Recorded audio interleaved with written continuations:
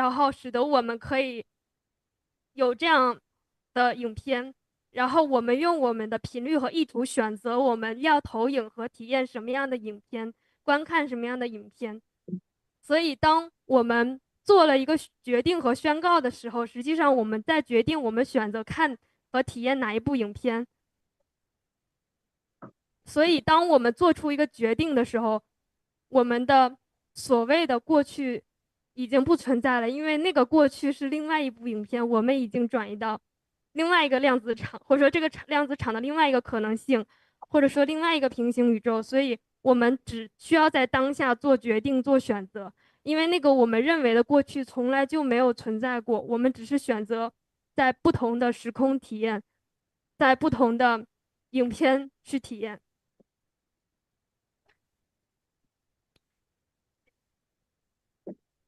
So, Ma, actually, I have more understanding I want to share. I understand that us as a quantum field, still it's like a projector that can show various films.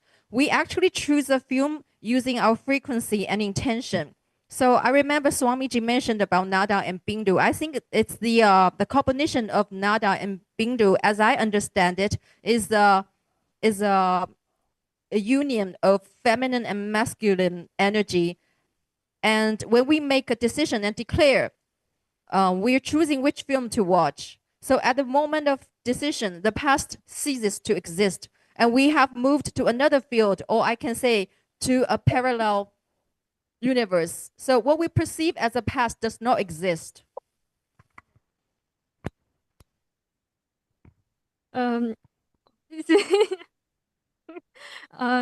然后为什么未显化状态是好的？未显化状态就是我们把投影仪的那束光关掉，然后我们进入到一个可以替换任何我们想替换的影片的状态。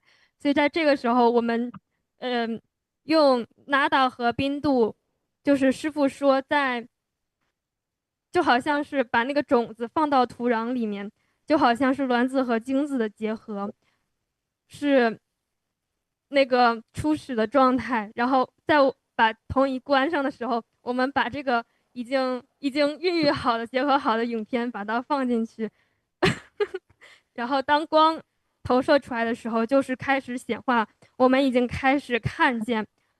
然后这个时候，观察者、观察和被观察的对象三者开始分离，我们就产生了幻象。我们认为我们是屏幕当中投影的那个角色，而不是这全部的观察者、观察和被观察对象的合一。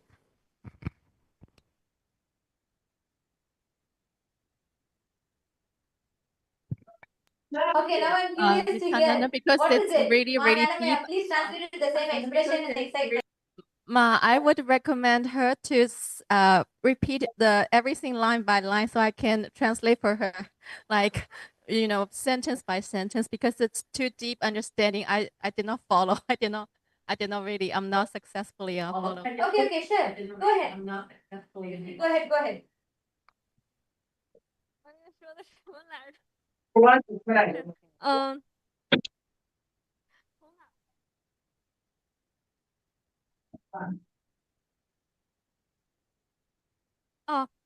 未显化是好的。I think the unmanifest is good thing. 我认为未显化状态就是当我们使用投影仪的时候，把它的光关掉。It's just like that when we're using a projector, we turn off the switch. The light is just off. 所以这个时候我们可以选择我们要投影哪一部影片，我们可以自由的选择。So this time we can choose which film to play. We can be free with our choices. 然后这个影片是我们种下的那个种子形成的，一个结果，而那个种子就是 Nada 和冰度结合的。So the film is the result coming out of the seed, and the seed is from the Nada and Bindu, a combination of Nada and Bindu. 所以在未显化状态，这全部的孕育过程正在发生。也就是当我们关上投影仪的光的时候，我们可以开始制作我们的影片，并且选择我们要投影哪一部影片。So the state of the unmanifest is the process that when we got the projector switched off, when we are choosing which film to play. 所以 Yes, 当 exactly. And just one small, even more primal than Nada and Bindu. I will not separate the Nada and Bindu separately, but even more primal than the Nada and Bindu is the verbalization and visualization. Listen, the verbalization, visualization, the source starts from Paramashiva and Paramashiva Shakti. The source, the original of all, the original source of everything, the origin of the whole existence. Even purer than that is the Avyakta, the Adhomukha of Paramashiva, which Swami so beautifully describes. Because when the whole universe has to start, it was first pure, unmanifest, Avyakta of Paramashiva, the pure easiness of the universe. Even now, if you all can just close your eyes for a minute, just try to go deep into that silence. You'll be able to trace the original source of the universe sitting inside you. Because Swamiji so beautifully reveals, because you are the center of the whole universe. Because Paramashiva is sitting inside you. In that pure silence, in that tathata, in that absolute easiness. Paramashiva is sitting, residing in his unmanifest form, in his absolute avyakta state. And from there, he is one will, that pure will creates Shakti, Agnya. His Agnya creates the Shakti, that Shakti becomes the Bindu, Bindu becomes Nada, all of it starts. But the source is that pure Avyakta state. You're saying, right, the projector is switched off. Not even when Nada and Bindu is there. Because in verbalization and visualization, there is still certain verbalization and visualization. The space where the projector is completely switched off, you have the absolute freedom. I will say, it's like where you can write the source code software. That is in the Avyakta state, which is why whenever you fall asleep, you have the power to consciously reprogram your system. Whenever you fall asleep, for all the audience that are watching us live right now, all the e-citizens, many of you that have joined here with us, Ma Daniel Haran, Nithyananda, Ma Hemavati, Ma Selvamani, and all the others. See, this is a very, very important truth that Swamiji is revealed. Today, all of you are going to be learning and understanding this truth. This science is accessible to you.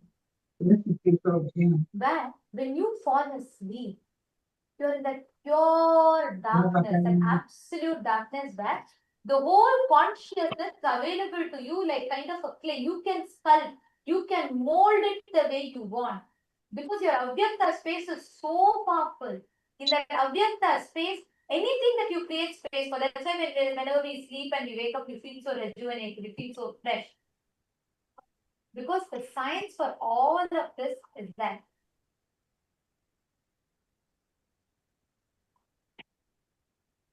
I think now that should, I think in the e-citizens room, I'm seeing many are unmuted.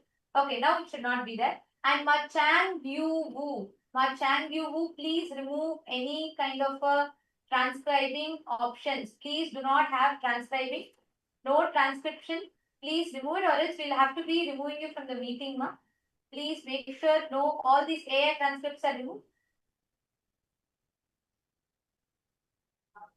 And all the Chitsabha members, I'm seeing a lot of Chitsabha members, Shalini Ma and Preeta Ma, Harlina here, and all the Chitsabha members in the Zoom.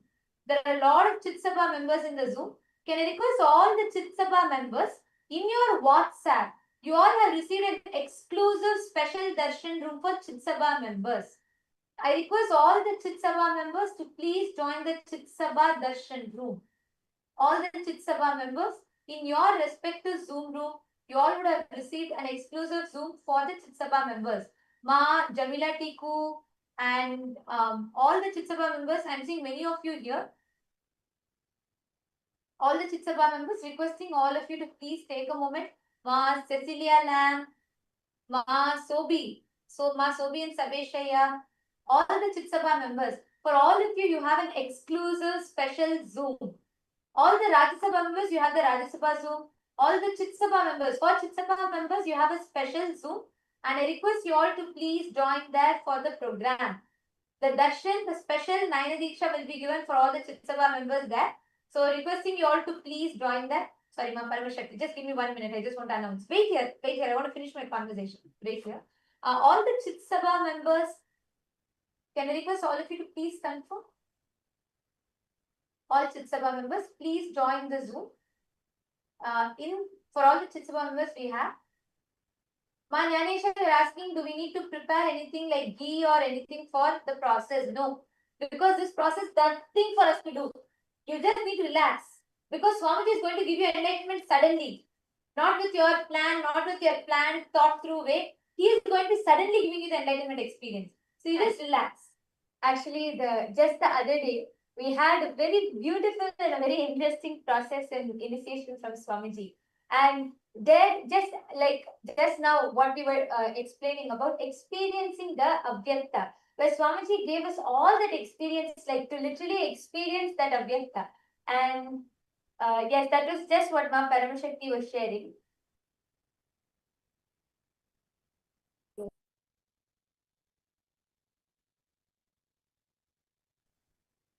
So the process we had just a few days back was called Sleep Your Way to Enlightenment. So Swamiji is so beautifully for all the Paramashiva Sena participants, all the Rajya Sabha members and the Chitsabha members, we all, for all of us, Swamiji gave us a very special initiation called Sleep Your Way to Enlightenment, where Swamiji explained Swamiji revealed so many deeper truths, deeper secrets about enlightenment, and that is where Swamiji revealed all of the Avyakta, that whole unmanifest form. And so many of the Paramashiva Sena participants, actually, after the initiation, Swamiji gave Swamiji told to just lie down for 20 minutes to fully experience the enlightenment and the whole experience. At that time, many of the Paramashiva Sena participants, so many people had such amazing visions, such amazing experiences. Swamiji actually so beautifully explained about how the Avyakta space of unmanifest, is where it's like a cave with all the treasures available. Somebody gave the example of Alibaba and the 40 thieves. That story you have, right? The cave that Alibaba goes to take all the things that he wants and everything is there. I mean, that's all a fairy tale concept, but Swamiji revealed about how actually in reality, you have this ability to consciously choose, download whatever you want. And Swamiji explained about, so when you enter into the space of Avyakta, it is like this cave with unlimited treasure, including enlightenment. So you have all the powers over there, you have different powers, experiences, including enlightenment, which you can go choose and pick up. And we had so many of the participants. We had one of the Rajya Sabha members who had came up and shared that when she entered into that space, when she lay down for this 20 minutes, she entered into that space, she was able to consciously go and pick up chanting. She actually was doing the chanting a few days back. She had wanted to, she really wanted to be able to pronounce the Sanskrit clearly. She wanted to be able to chant and pronounce it properly. And she was not able to do that. And during this initiation, she was able to see and go and literally choose the power of chanting, choose how to chant. And immediately after that, she actually, we told her to take the books and start chanting, start practicing. She was able to feel that whole energy just coursing through her. So, like this, we had many of the participants who had come up and shared. And Swamiji had revealed many more deeper truths and revelations about this whole, the whole space of Avyakta. And last many days, Swamiji has been giving us so many initiations on sudden enlightenment. Today, we are going to all be experiencing sudden enlightenment guaranteed. And Swamiji, of course, Swamiji's compassion, Swamiji has opened it up for all, for anyone and everyone to come and be a part of this, to come and experience this. And also, actually, there's one small updated announcement for the Chitsava members. We have sent you all another Zoom link because many of you have gathered in this Zoom. We request all the Chitsava members to please check your WhatsApp. You all would have received an updated Zoom link. You all can join there. All the Chitsava members, you all would have received an updated Zoom link and you all can take a moment to join in that Zoom. We have sent you all an updated Zoom link. We request you all to please join that. Yes, requesting all the Chitsabha members to please join that. Please check your WhatsApp. You all should have received an updated Zoom link.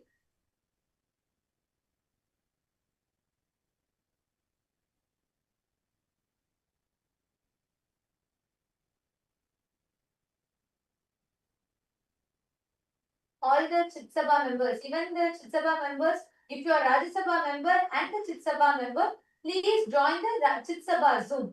All the Chitsabha members can join. Even if you are a Rajya Sabha and Chitsabha member, you all can join this Zoom. And here is where all of you will be receiving the darshan. Ma, Sharmila, Nishala, could you all please also help inform other Chitsabha members who are not here yet? Please could you call all of them. The darshan is going to be starting in just a few moments. So let's all get ready. And today is going to be a powerful initiation, a very, very powerful initiation. So you all can let's get ready to receive the darshan. And yes, Ma Paramashakti, please go ahead now. You can continue. You were sharing about your clip. Please come forward. So I just want to take time to brief, update everyone so they all can understand and they can also be in sync. Go ahead, Ma. Come forward. You can continue sharing. Thank you, Ma.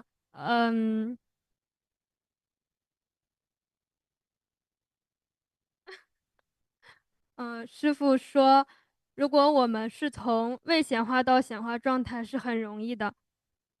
Swamiji says actually it's very easy for us to move from the Vyakta to Vyakta. 从显化状态到未显化状态是很难的，就好像从大海里要用勺子把大海的水挖空一样。But if you want to move from the opposite way, it's difficult. It's just like using a spoon to empty the ocean. 所以当我们把投影仪的光关上，进入未显化状态的时候，我们替换影片可以替换成任何影片，可以下载任何能力，可以显化自己，创造出来任何的体验。So that's why when we turn off the projector, we have the freedom to play any film, can create any experience of the reality that we want. 但是如果我们把投影仪开，已经在播放一部影片，我们想把它改掉是非常困难的。But if we turn on the projector and we're already playing one film, so it's difficult to change it anymore.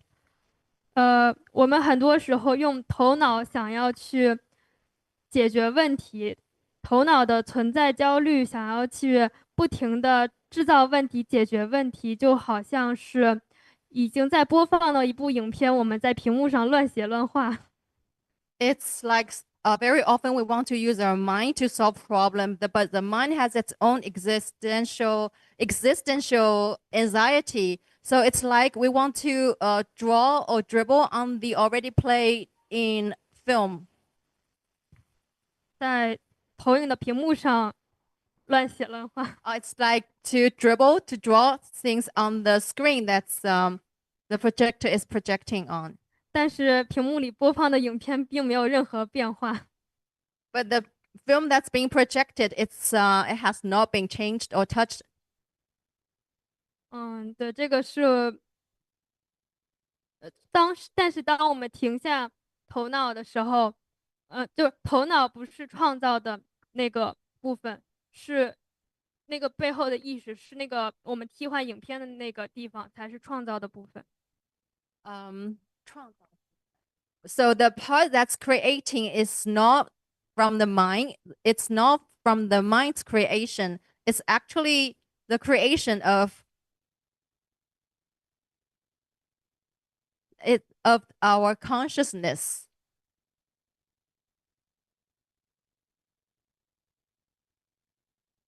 It's the part that can store the information.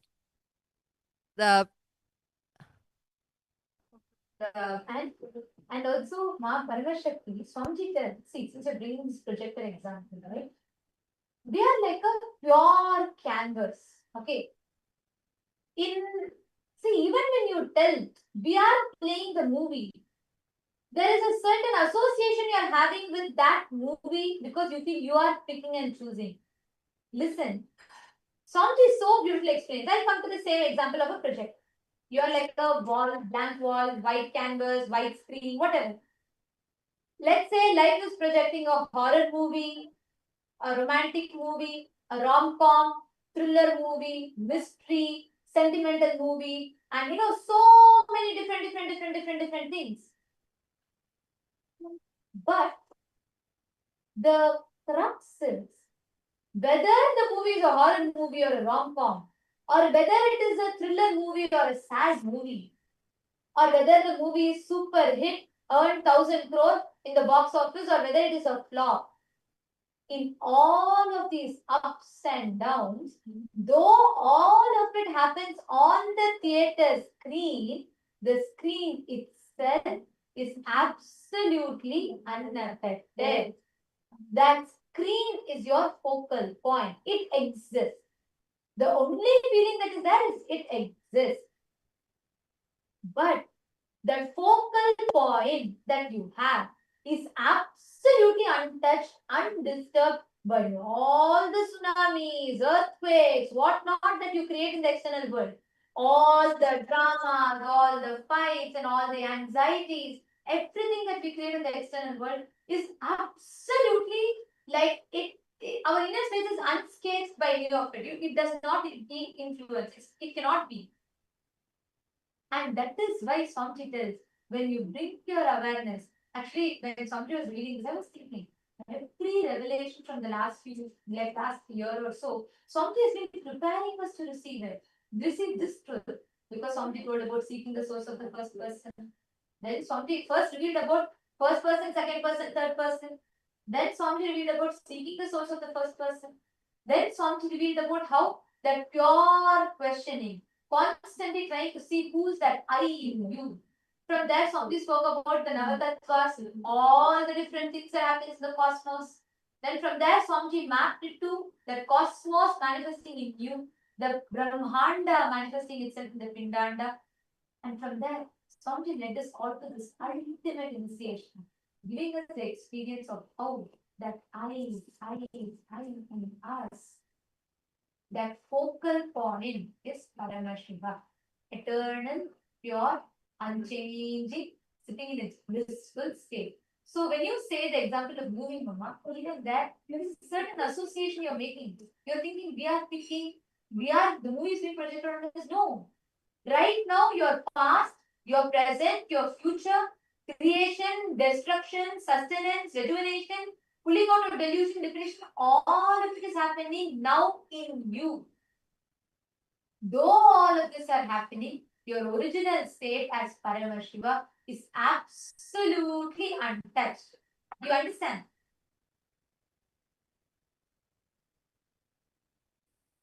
Yes, Ma.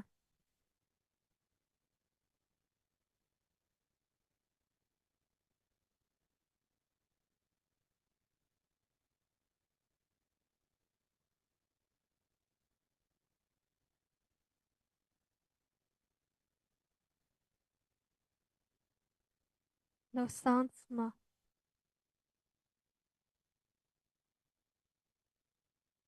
Oh, sorry, Ma.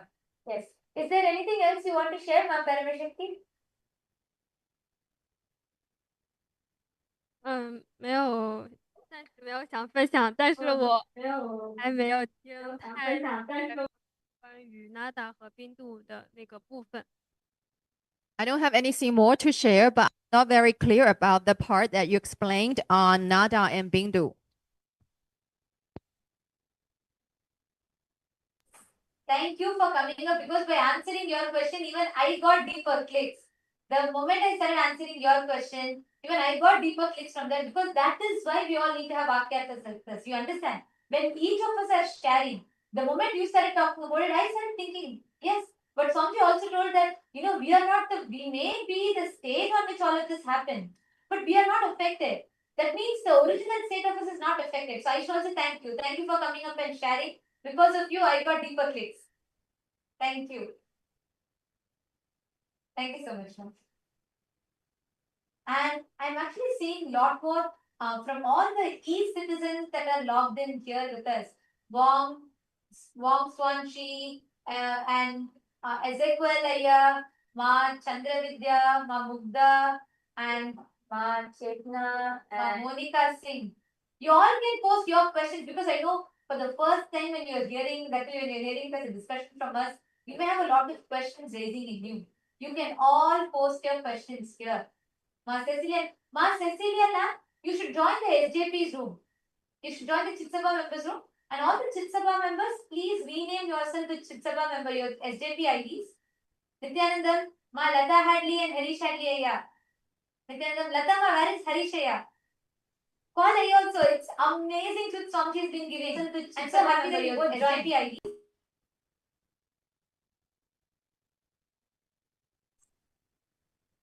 And yes, I'm seeing so many messages coming in the room, the C-Citizens room.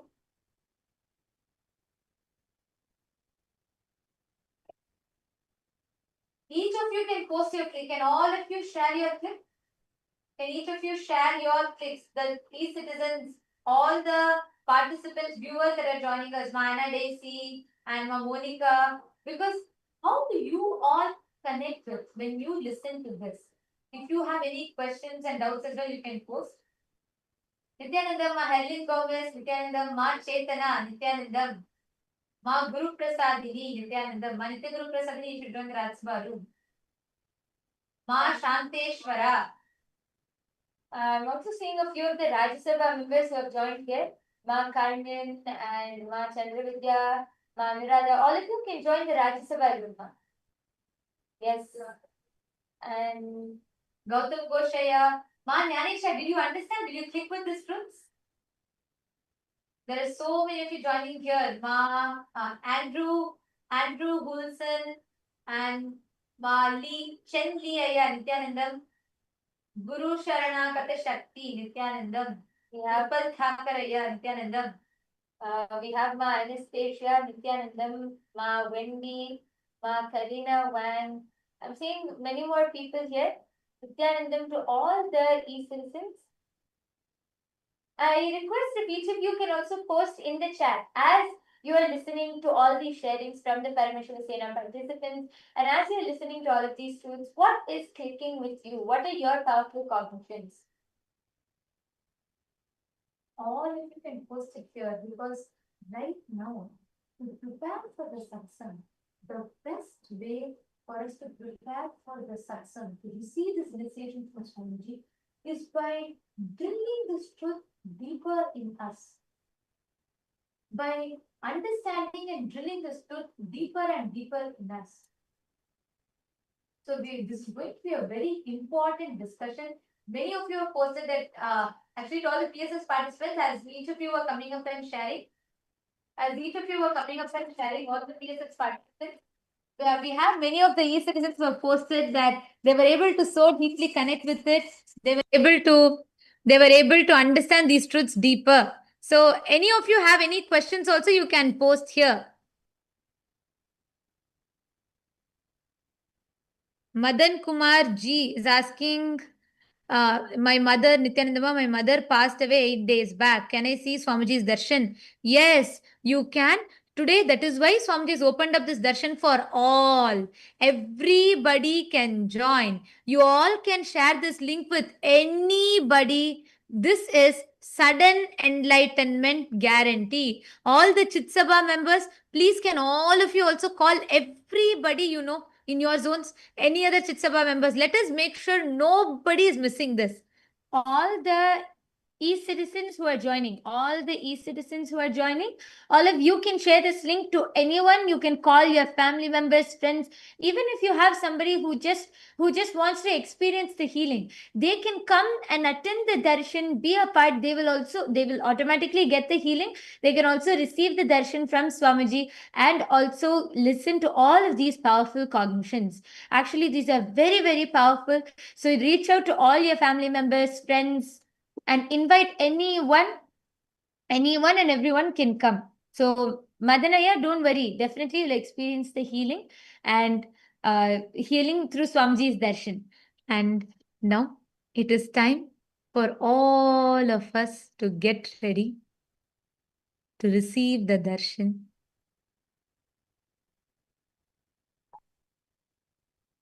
Please sit straight.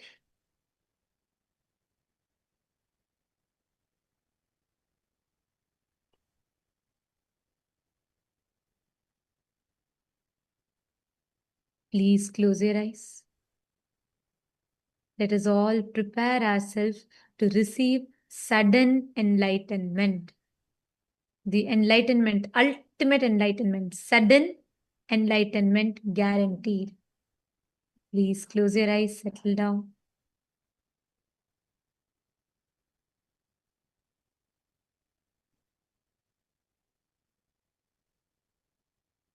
Sit with your head, neck, and spine in a straight line.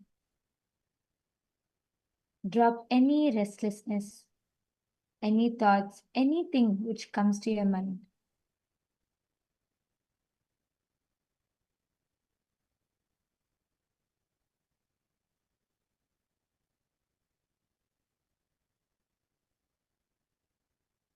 Prepare your mind and your inner space to receive the darshan,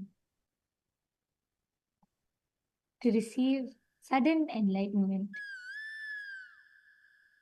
Please close your eyes. I request all the members, please make sure, just a few more announcements. Please, can I request everybody to be on camera? Anybody not on camera, we might have to be removing you all from the Zoom due to security reasons. So please be on camera at all times during the darshan. There is continuous Nayana Diksha happening and absolutely no form of video recording, no form of audio recording whatsoever. Any violation of the security protocols will be leaving us with no option but to remove you from the meeting. So please make sure all of you are continuously on camera throughout. Let us all enter into the meditation.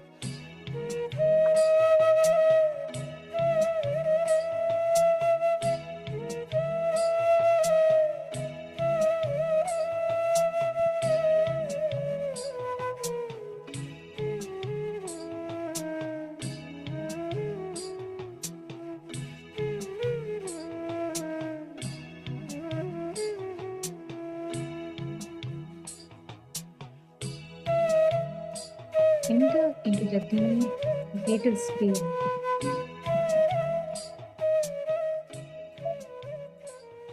Enlightenment itself is given to you.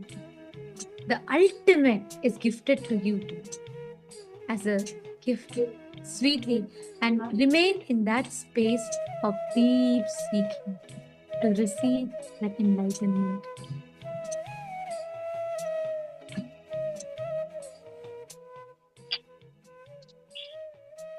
Continue to remain seated in this space.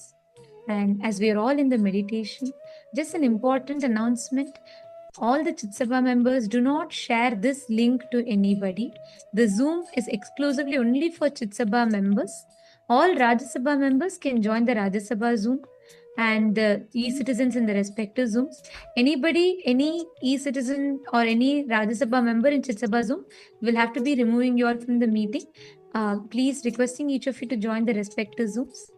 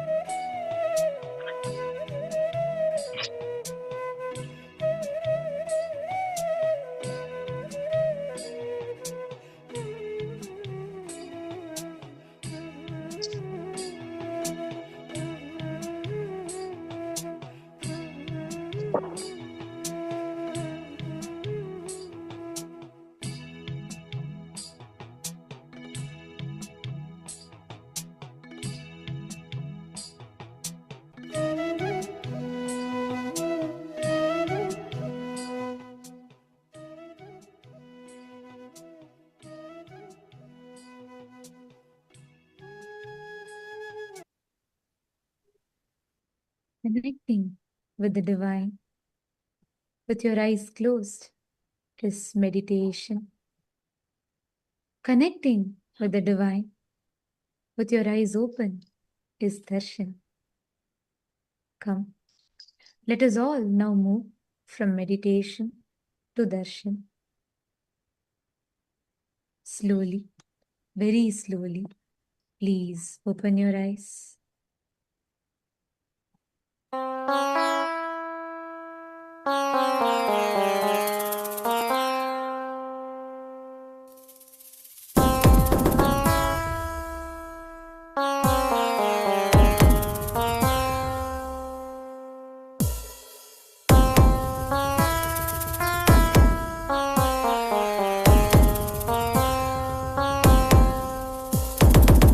Shiva Shiva Shiva Shiva Shiva Shiva Shiva Shivane Pande Avadaritan Kailaya Nayaga Nadidu Matatil Saivataye Avan Punaramaitan Shiva Shiva Shiva Shiva Shiva Shiva Shiva Shiva Shivane Pande Avadaritan Kailaya Nayaga Nadidu Matatil Saivataye Avan Punaramaitan Nithyananda Nithyananda Nithyananda Nithyananda Nithyananda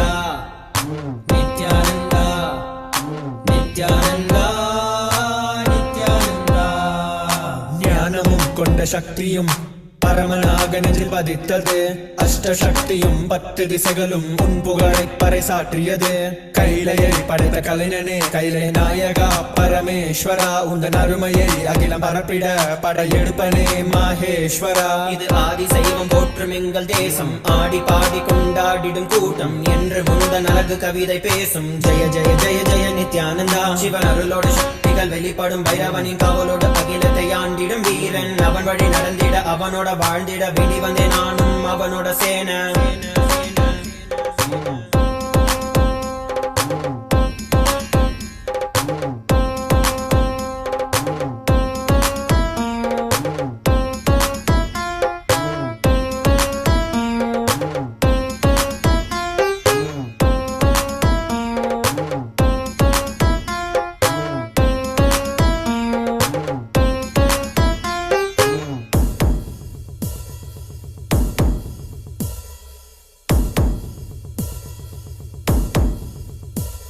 ஒரு பார்வையில் என் முக்கண் திறந்தாய், பரமசிவனாய் வாழ்ந்திட வைத்தாய். நானும் போற்றும் கடவுளே, இந்த கலியுகத்தில் என்னை காத்திடுவாய். பார்க்கடல் கடந்திட வந்த நஞ்சை தானே உண்ட நீலகண்டன் இவன் நாடும் பிரளயத்தை அடக்கியாண்டிட ஆதிசக்தியின் வடிவு கொண்டான். ஆதி சைவத்தை காத்திட வேண்டும், விஸ்வரூபம் எடுத்து நிவா. கோடி அடிகளை தாங்கிய பரம்பரை எழுதில் நாங்கள் வீழ்வோமா? மதுரையை ஆளும் அரசனாய் வந்த சொக்கனாய், ஆதி கைலையை அமைத்த நித்யனாய், சென்று கைலையை செய்த செங்கோல் தாங்கிய சங்கரா.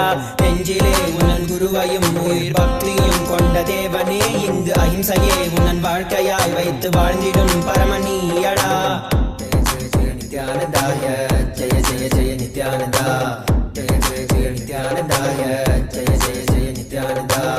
Jaya Jaya Jaya நித்யானந்தாய, Jaya Jaya Jaya Nithyananda. Jaya Jaya Jaya நித்யானந்தாய, Jaya Jaya Jaya Nithyananda.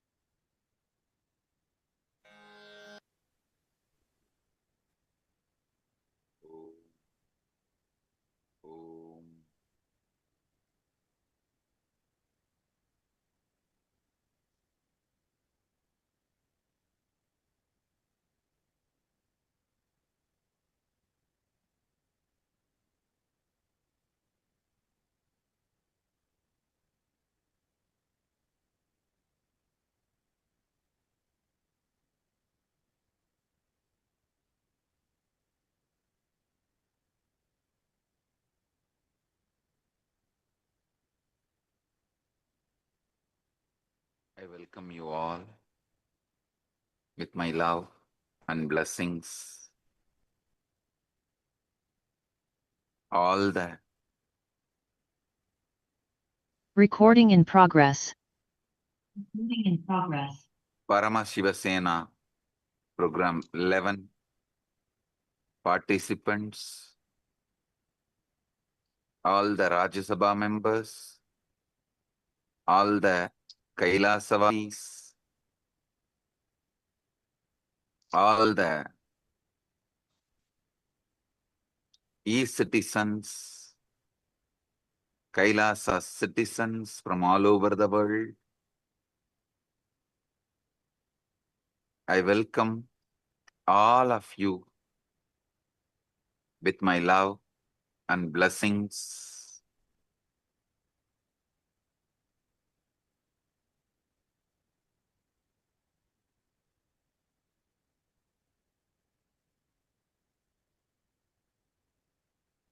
As the ultimate manifestation of the ultimate, Paramashiva,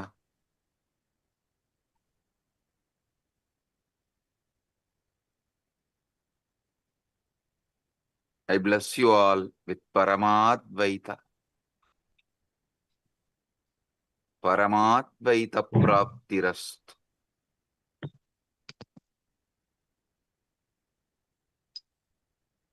Now, what I am going to reveal is not just information or some philosophy. It's a straight truth and initiation. Listen. It's a truth and initiation. Whatever I'm revealing now is not some metaphysical truths, metaphysical ideas, philosophy. It is straight initiation and truth.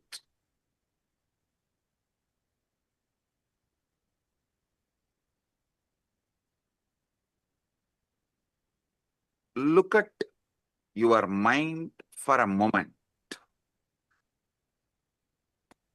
That peculiar stream of thoughts flowing through your awareness right now.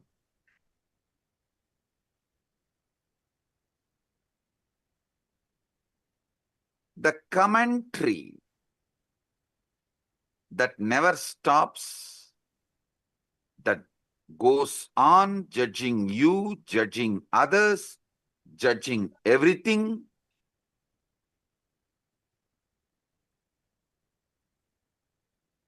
Every words you hear and process inside you, even these words, when you are listening, immediately you start judging. Have you ever paused to wonder who is exactly talking all this in your head? Listen. Have you ever paused to wonder who is exactly doing all this talking in your head?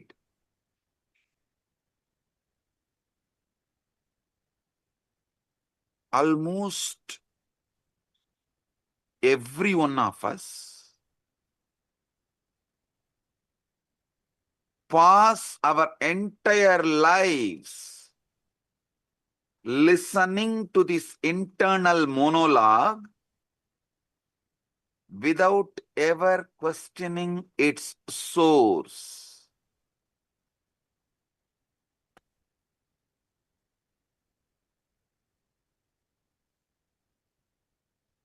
We simply assume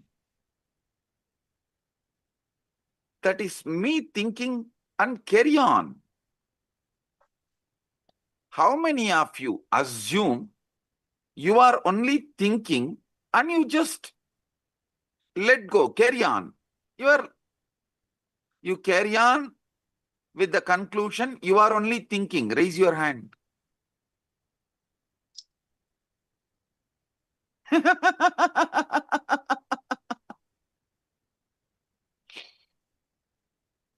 Come on.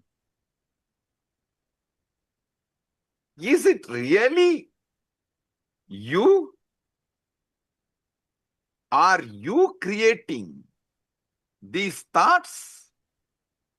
Or are they simply arising in you like clouds swarming in the sky?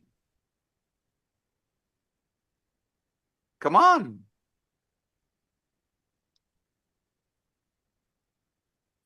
If that voice is truly you, then who is the one listening to it? Who is aware of these thoughts? If that voice is truly you, is it not that awareness is also you?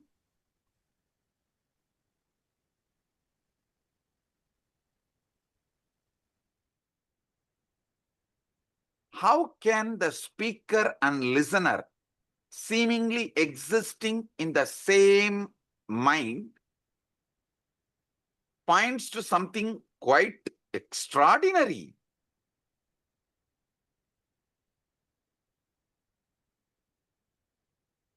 About the nature of the consciousness. How many of you understand the listener and speaker both are existing in the same mind? Raise your hand.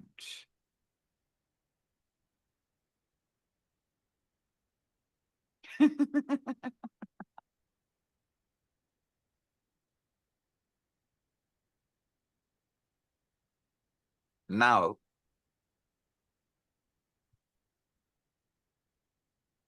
I wanted to re-reveal and explain something extraordinary. I spoke about it in 2005.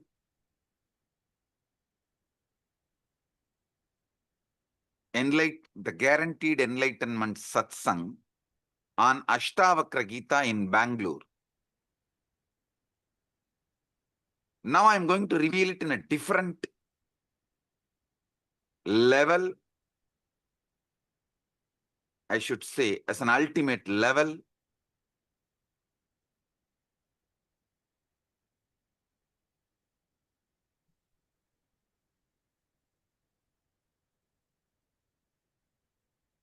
your thoughts, when you are able to predict, you are the speaker and you are the listener. When you are not able to predict, you are neither the speaker nor the listener. Listen. Only when you are able to coin the words, predict, you are the speaker and you are the listener. When you are not predicting, when you are not speaking, neither you are the speaker nor you are the listener. How many of you understand this?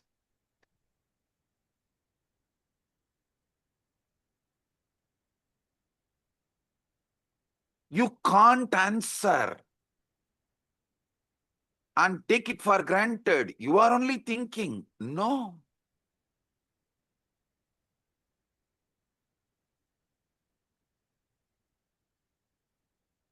You can't dump the responsibility on someone else. I am not even thinking. I don't know what is going on inside. No. The thinking in you, the thinking going on in your head is Chit Jatak Granthi. Means it is semi-automated, consciously semi-manipulated system. Listen. When it comes to heart beating, you can say it is beating on its own.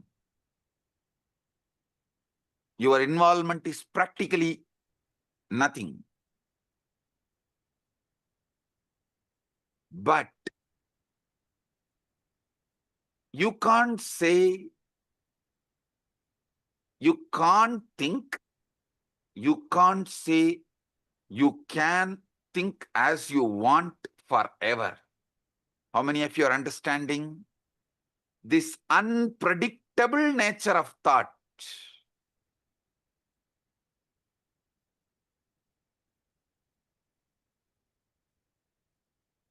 As you are listening to these truths, there is a voice in your head that is following along. Perhaps it is repeating what I am saying. Perhaps it is commenting on it. Perhaps it is agreeing with it or opposing it, or partially agreeing with it, partially opposing it. Here is a very peculiar thing. If you pay very close to attention to the voice going on inside, you will rather notice something very odd. You cannot predict with certainty what your voice is going to say next. If you decide to stop and utter the words as you want in your head, you can listen also your words. So either your speaker and listener simultaneously exist, or speaker and listener both absent, some speaking is going on. How many of you understand it?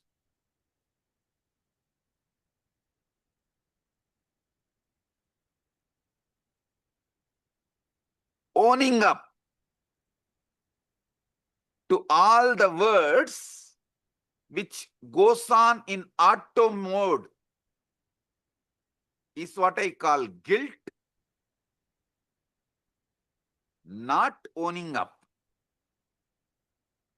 to the words you consciously generate, not owning up the responsibility for the words you consciously generate, is what I call delusion. Listen. Owning up to the words which automatically goes on in auto mode later on is guilt. Not owning up even to the words consciously you generate and listen is delusion, or trying to cover things under the carpet. How many of you are understanding this?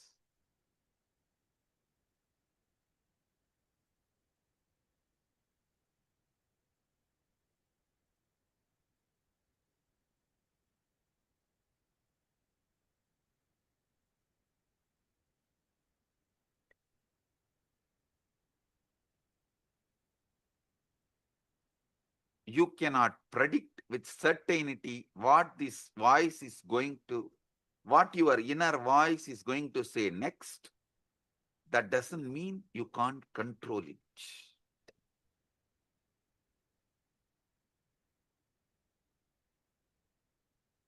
How many of you are seeing? This is like a car, you can put it in autopilot and you can also drive. At some point you drive, at some point you put it in autopilot mode.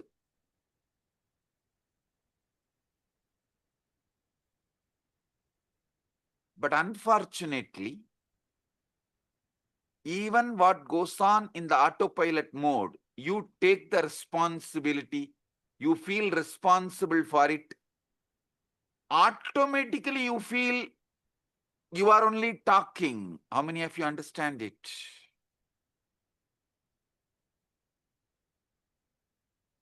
This is utterly superfluous.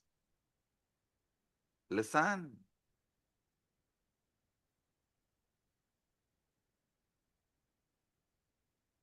Non-recognizing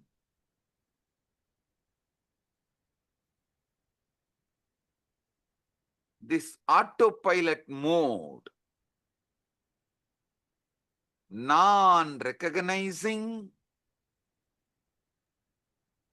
this autopilot mode thinking, but trying to own up after the whole thinking is done, is causing extreme confusions. You need to know what is going on inside you. The moment you know, you will become enlightened.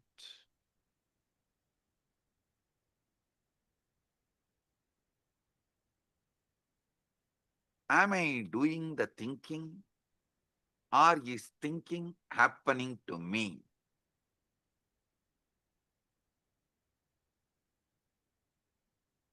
At some time, you can do thinking, you are doing thinking. At some time, it is happening to you. How many of you understand this? Raise your hand. Now listen. Now listen. How many of you have this extraordinary assumption? Because these thoughts are occurring in your head, even when you are not thinking, you assume it is yours. Even in the autopilot mode, what goes on, you assume it is yours because it is happening in your head. How many of you assume? Raise your hand.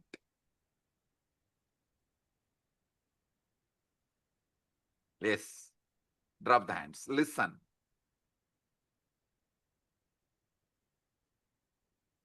When you truly look for the thinker, the one who supposedly initiates each thought,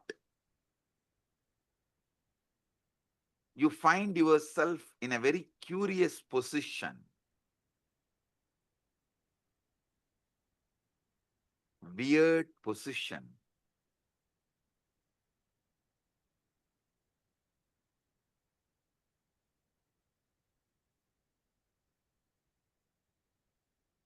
When you consciously think, yes, everything is great, right? But when it is going on in auto mode and you try to find who is thinking, suddenly the auto mode stops. How many of you have discovered whenever you become aware and find out who is thinking, the auto mode stops? Great. Great.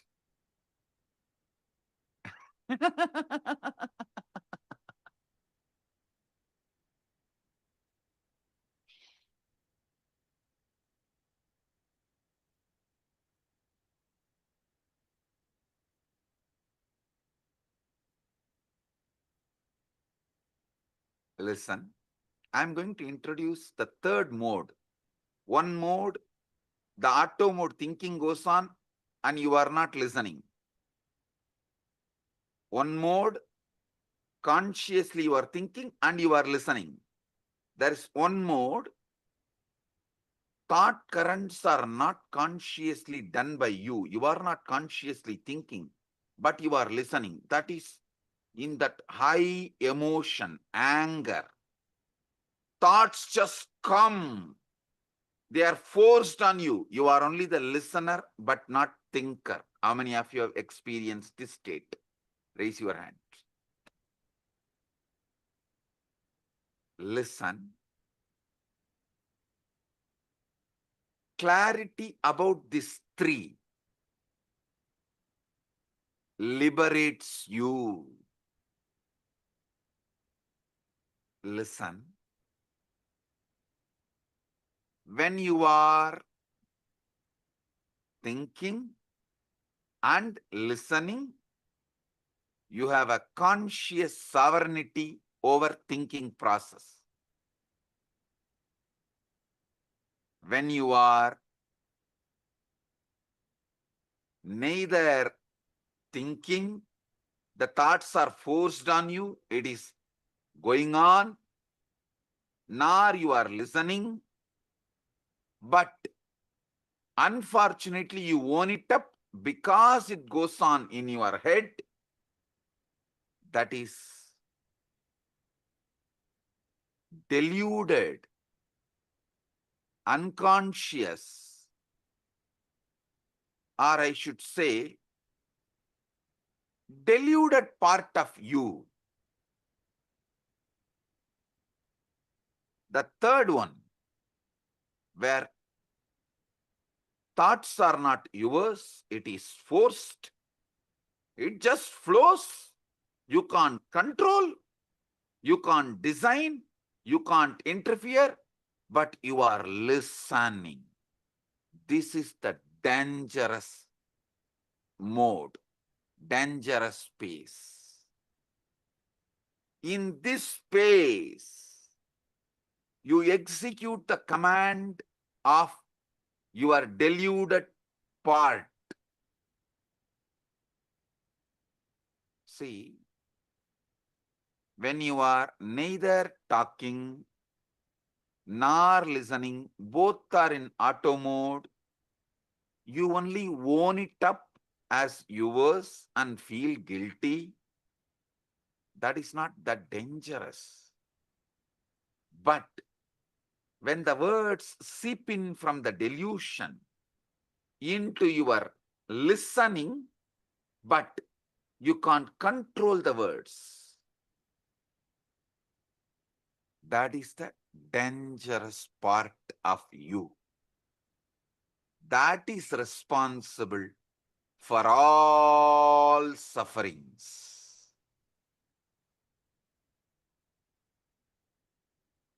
You may say, your brain is thinking,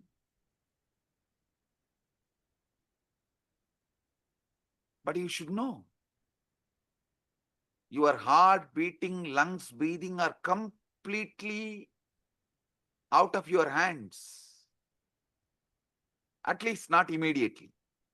If you do specific acts, you can interfere even in that. If you run, you can alter your breathing, your pulse rate, all that is different. But normally, that is why you don't say, I am beating my heart or I am breathing my lungs. No.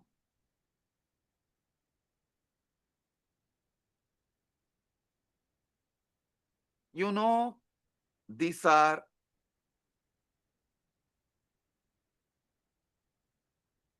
the processes happening in you largely autonomously. But even the autonomously when the thinking is happening autonomously, you own up, and when those thinking is forced on your listening, you execute thinking it is yours. How many of you understand? You are executing somebody else's command continuously and repenting by mistaking that command is yours. Raise your hand. Now, this is very important understanding you need to have.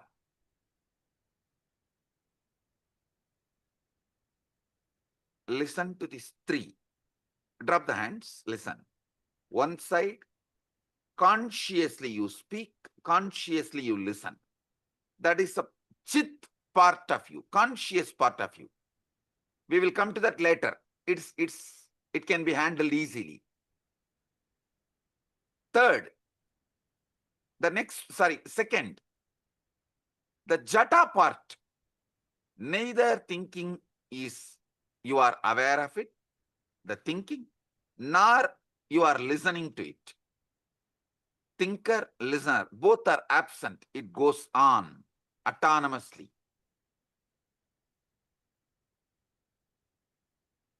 The third, dangerous.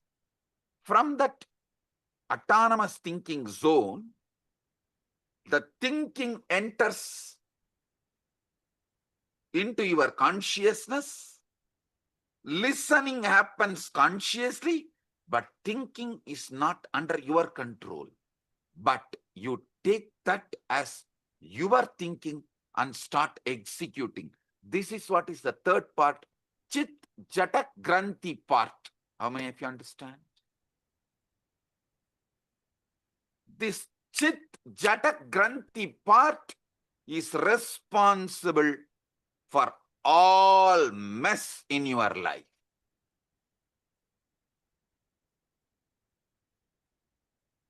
When you are taken over by anger, lust, greed, pain, insecurity, violence, the command is generated by somebody.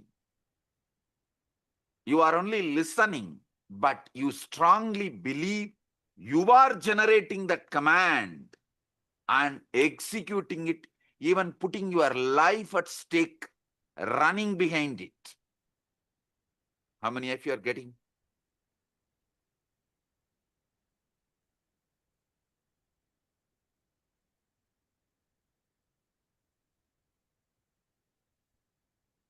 Drop the hands. The inner voice, you are only able to listen, but does not have power over, is not you, which you are not able to think.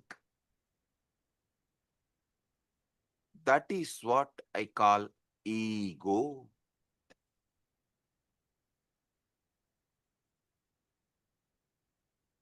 Devil commanding and making you execute. unfortunately, you own up the devil. You feel the devil is advising you for good. You even have justifications. Knowing that voice has cheated you many times, you still have justification. Listen, obey. Sometimes, to escape from your small mood swings, you make the decision which damages your whole life. To escape from a small pain, you make the decisions which damage your whole life. How many of you understand this?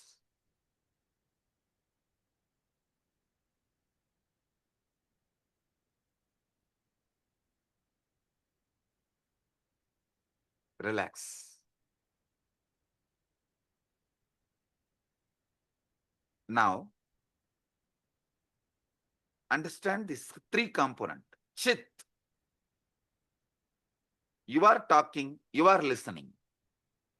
Jata. Neither you are talking nor you are listening. Autonomous. Both autonomous. Chit Jata Granthi. Talking is by somebody else. You can't control it. You can't even alter. You can't censor. You can't edit. You can't put a word extra. You can't reduce a word. It is like forced on you. You are only listening. Just because you are listening it, inside your head, the listener assumes you are the generator of that thinking.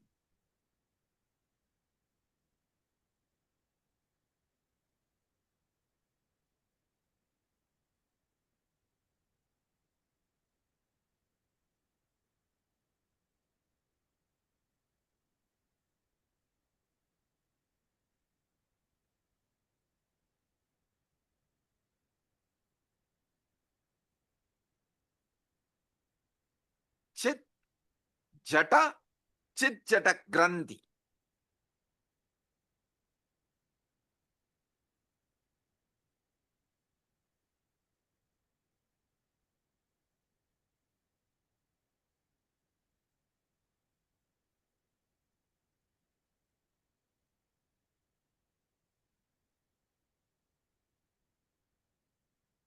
This Chit Jata Granthi, your ego, your delusion,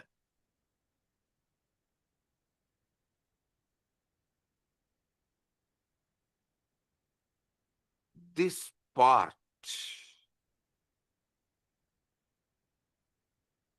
becomes more and more dangerous, destructive,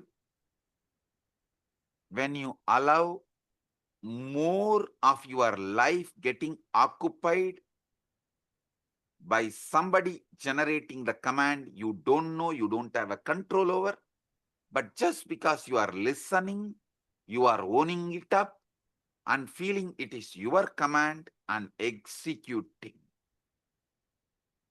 This component is responsible for all those criminals who are sitting in jails. Nobody is interested in going to jail. Nobody is interested in doing something wrong.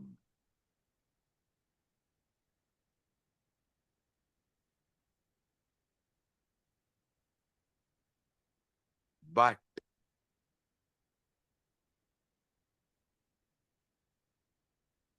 the command is generated by somebody, but because constantly you are listening, you own it up and get into the delusion. You are only talking, it must be your voice, and you start executing. Listen. Don't think.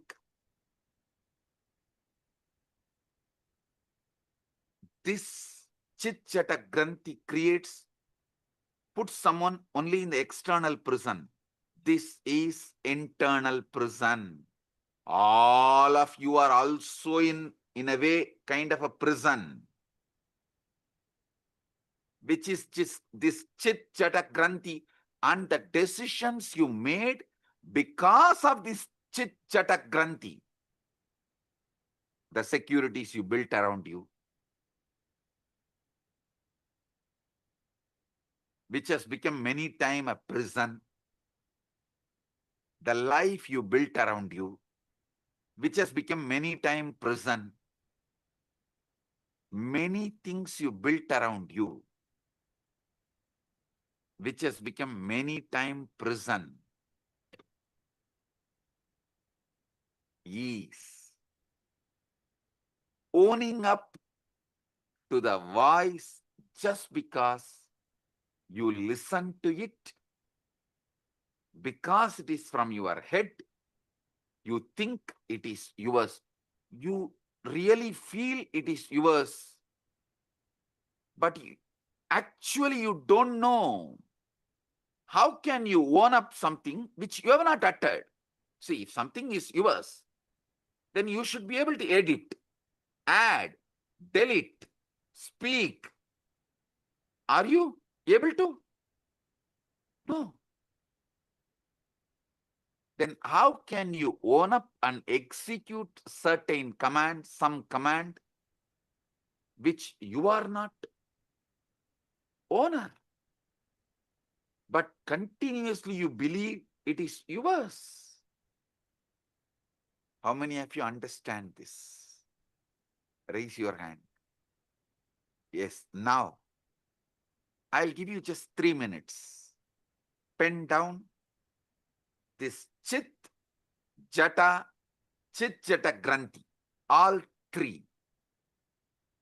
So you are understanding it.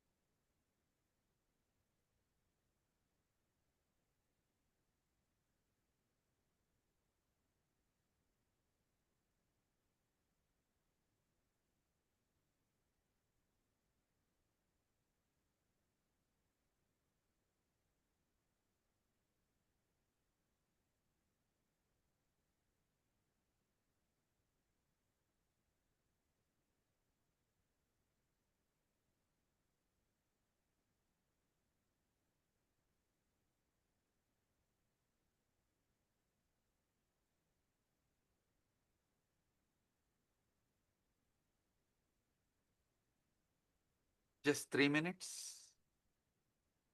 Pen down. Because I am interested in you, understanding you. This knowledge will enlighten you. It will give you sudden enlightenment.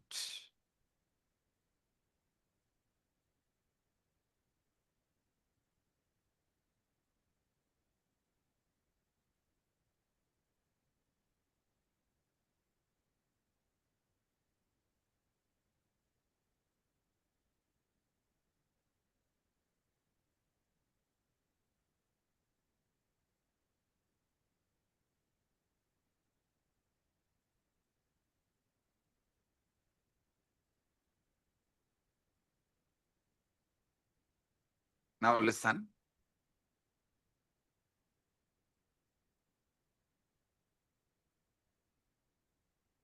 The chit part of you, the voice you can generate, you are listening. That part of you is called buddhi. The voice neither you generate nor you listen. That part of you is called chitta. The part you don't generate the command because you listen. You assume it is yours and you obey. This part is called ego, ahankara. This voice of ego, listen, this is actually the 90% of your life. 90% of your life is dominated by this third component. How many of you understand that? 90% of you is dominated by this third component. Drop the hands. Listen. This voice has been shaped by everything you have ever experienced. Your parents, your education, your books, all the books you read, the conversations you have had, the very culture in which you have grown up. When this voice speaks of I, of me, of myself, what is it really referring to? See, when the Chit-Chatakrandi, the ego, when this voice is delivering command, it uses the word I, of me, of myself. What is it really referring to? I tell you one small example. It is the politician talking, I am making this decision for all of us. Please, all of you, execute. Do you have a say in the decision?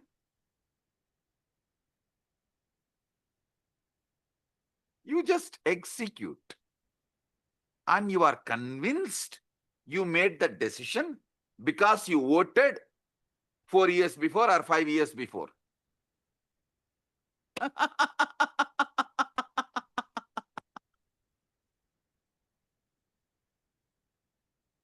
Democracy is okay for the nation. I don't want to say yes or no, good or bad and all that. Okay, that is the way it is.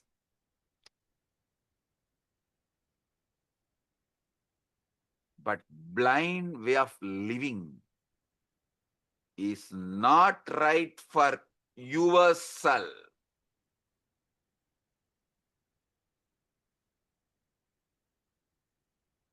When the voice, your ego speaks of I, of me, myself, what is it really referring to?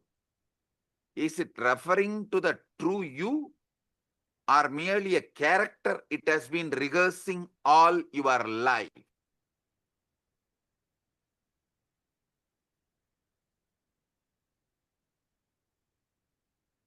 How many of you understand?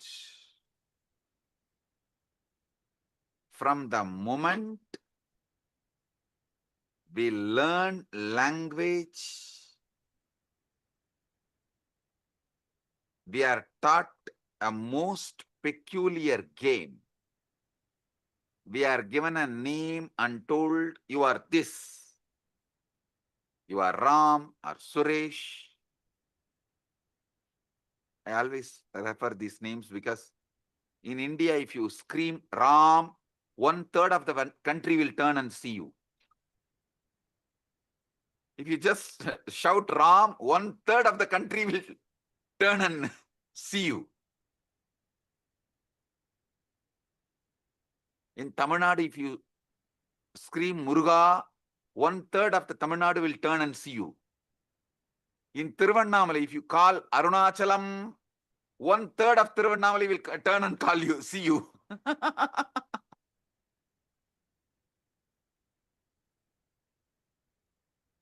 In Tiruvarur, if you call Tyagaraja, 1/3 of Tiruvarur will turn and see you.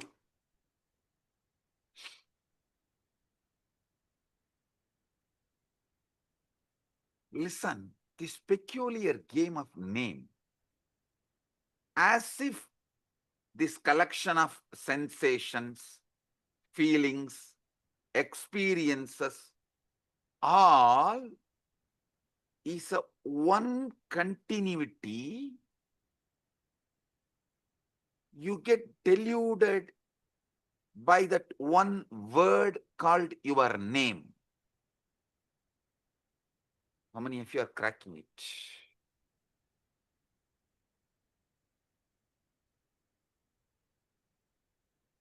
Because you believe in your name, and that name gives you the false idea of continuity, and because you believe in that false continuity, all that goes on inside you, you own it up and go to the extreme of executing it, even sacrificing your life many times. Your joy, love, you are ready to go through so much pain and you are doing it. How many of you understand this whole drama?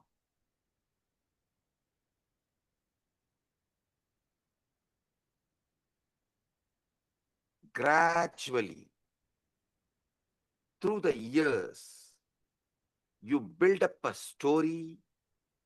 I was born on such and such a date. These parents to these parents in this place. The voice in your head becomes the narrator of the story, constantly upgrading your biography, constantly telling you who you are. On and on it goes, weaving this fictional character. You take it as yourself. How many of you understand? This is the way the development of the ego, personality is done in you. I give you a few more minutes, 1 or 2 minutes, just jot down how your personality, ego is created. Pen down.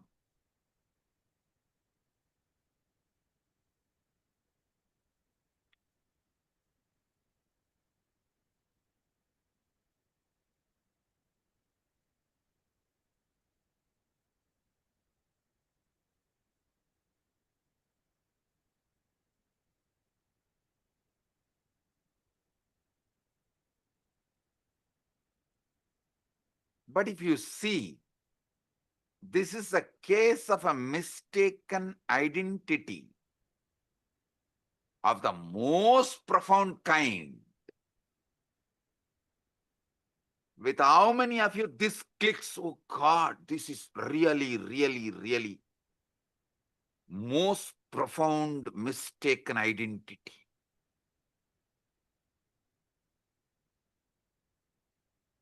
All the things stuffed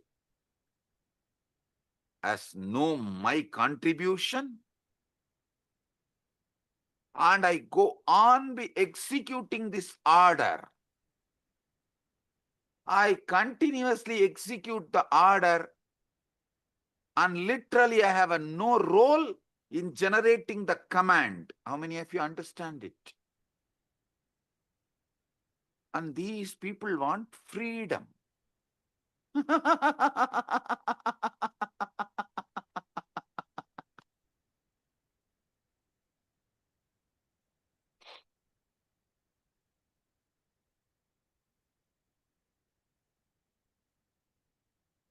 How many of you are right now seeing your ego is mistaken identity of the most profound kind?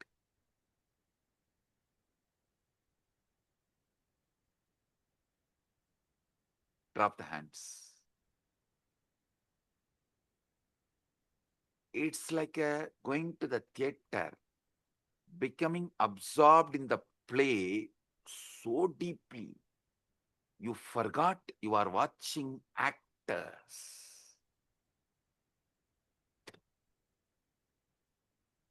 Actually, your case is worse than that because the play has been going on so long, your entire life, that you have utterly forgotten. It's a mistaken identity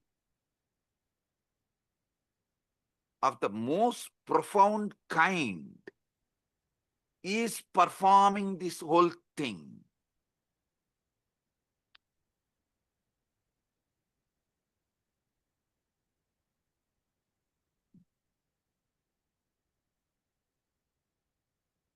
This separate self, this ego, as I named it, for your understanding, for our convenience, we named the Chit Jata Granthi. Buddhi, Chitta, Ahankara.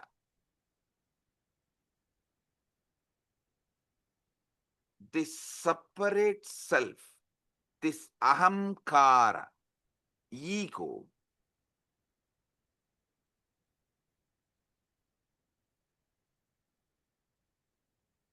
is the source of all Maya,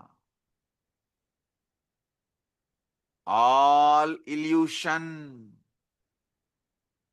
all delusion, and it is not actually an entity at all.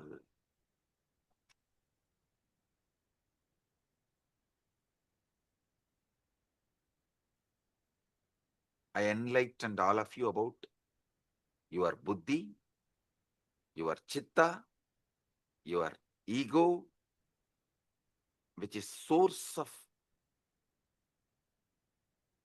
all illusion and delusion. It's a process. It is something your organism is doing. But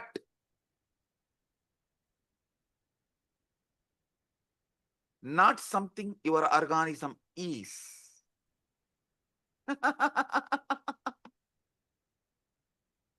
It is something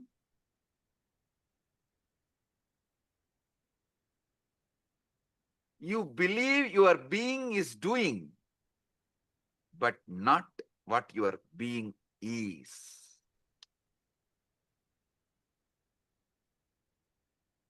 How many of you are getting it?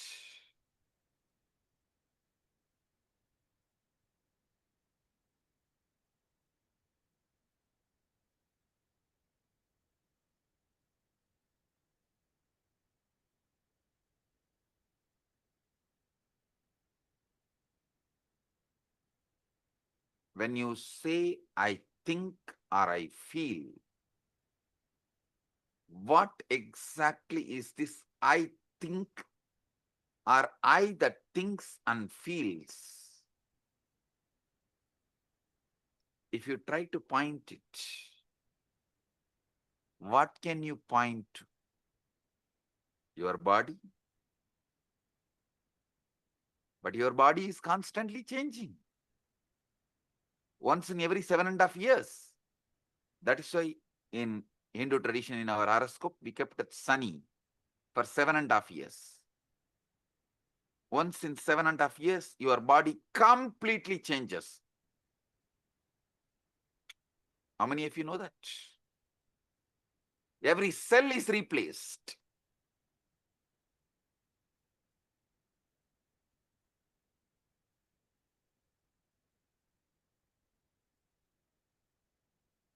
Your memories to change. Some fade, some are embellished, some are entirely fabricated without even you realizing it.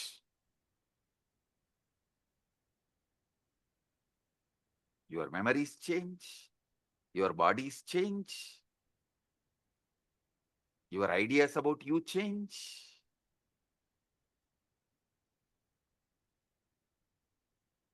Your name gives you the delusion of continuity stops you experiencing eternity. The delusion of continuity stops you experiencing eternity. Note down this word. This is the most powerful cognition.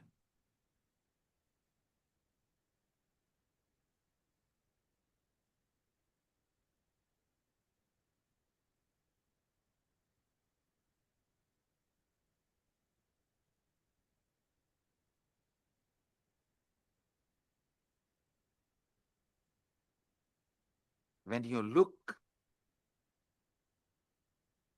for your true self, it's like you trying to catch your own shadow. The closer you get, the more it recedes.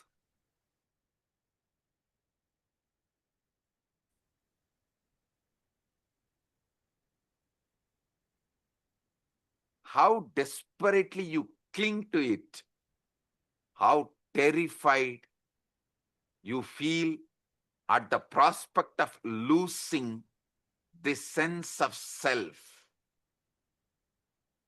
How many of you understand? You are terrified at the prospect of losing this sense of self. That is why you continue to cling to this delusion. That's a true pathology.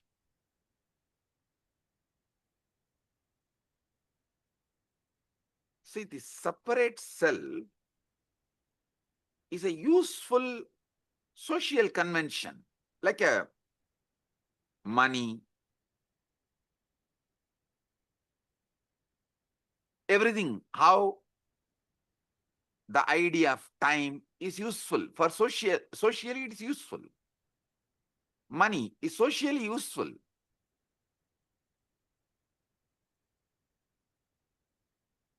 But not the truth.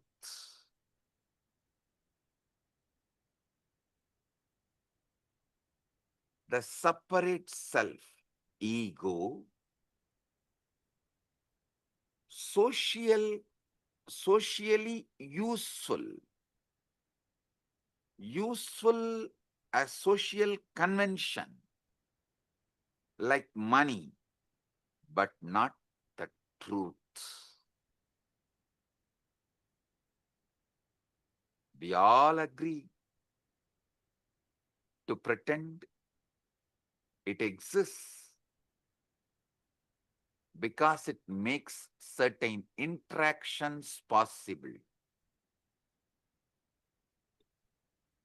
But the trouble begins when we mistake this convenience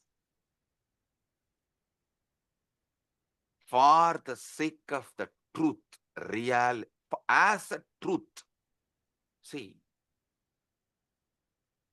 the real trouble begins when we mistake the convention for reality as the truth.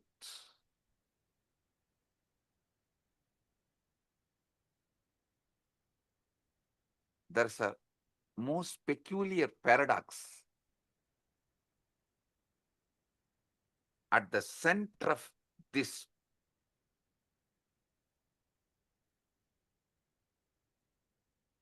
seeking the truth.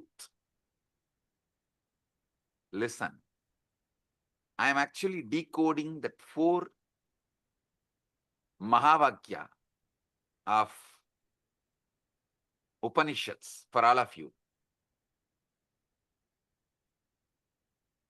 Naham deham, koham soham. Later on I'll explain. This is the Mahavakya I am decoding step by step for all of you. The most peculiar paradox at the heart of this seeking the truth, when you attempt to observe the voice in your head, to watch your own thoughts as they raise. Who exactly is doing the watching? It seems there is an observer standing apart from the thoughts, doesn't it? Tell me. It seems like observer is standing. That is why you are able to seek, watch.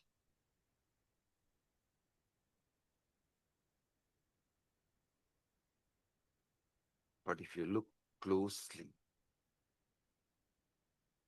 at this observer, you will notice something extraordinary.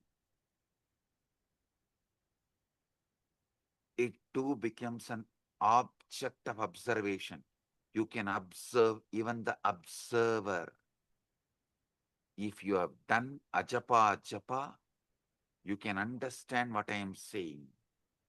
In the beginning of the ajapa, you will try to do Shiva, Shiva, Shiva. Then you can make that Shiva, Shiva repeat, and one part of you can observe, one part of you will be doing the japa.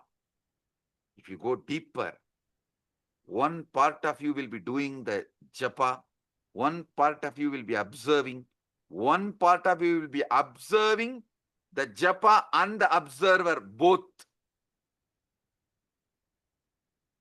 If you have done ajapa japa sadhana, you will understand what I am revealing.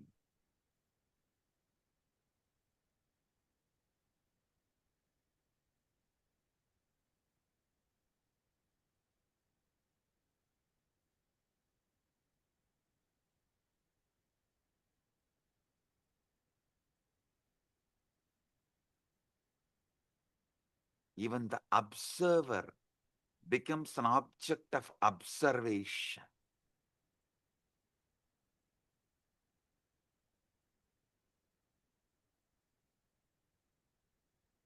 You can see everything except the seeing itself.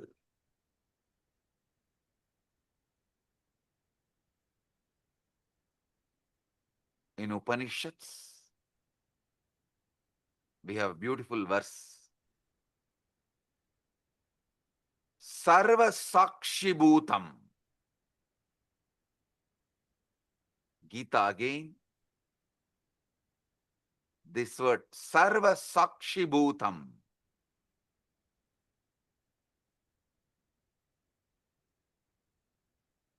The word is used. Sakshi.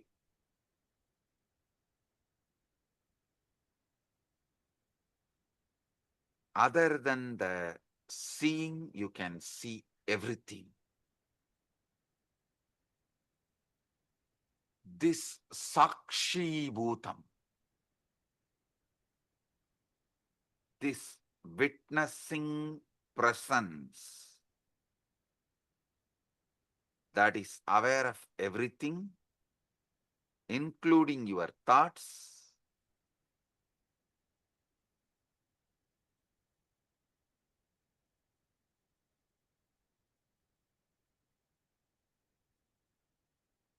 the pure subject, which can never become an object.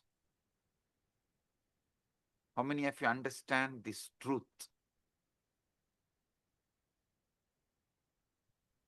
Sakshi, listen.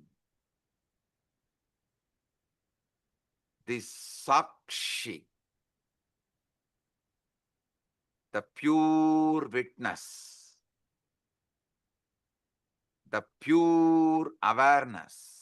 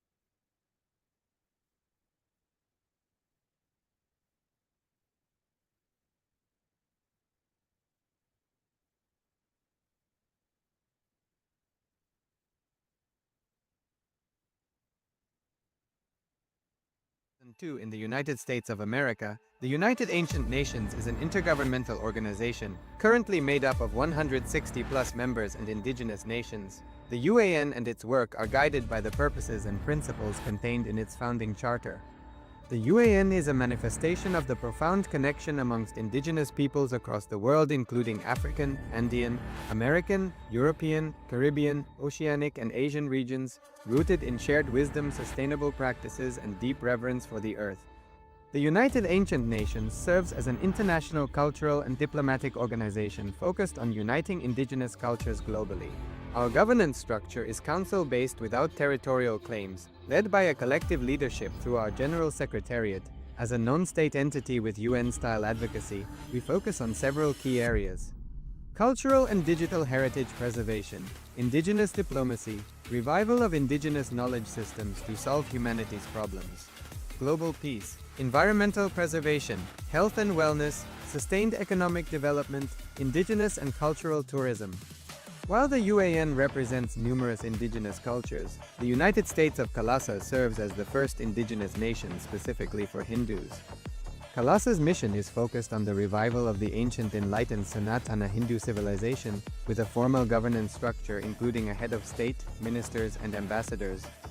Under the leadership of SPH, Supreme Pontiff of Hinduism, Bhagavan Nithyananda Paramashivam, KAILASA has achieved recognition as a sovereign subject of international law, possessing distinctive attributes of juridical statehood. The United States of KAILASA is the main sponsor of the proposed UAN headquarters. This initiative would bring forth an estimated $100 million in revenue for the host country through summits, conferences, tourism, and development projects. The proposed UAN headquarters would represent the world's indigenous nations and peoples through its architectural design. It would blend the best of all worlds, featuring top modern architecture, the highest green building standards, and ancient Vastu architectural principles. This headquarters would serve as a central hub for indigenous diplomacy, cultural preservation, and collaborative efforts towards sustainable development and global peace.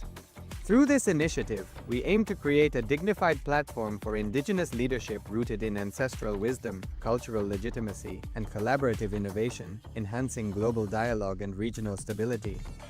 The establishment of the UAN headquarters would position a host country at the forefront of a global movement promoting indigenous wisdom while creating significant economic opportunities for the nation and its people.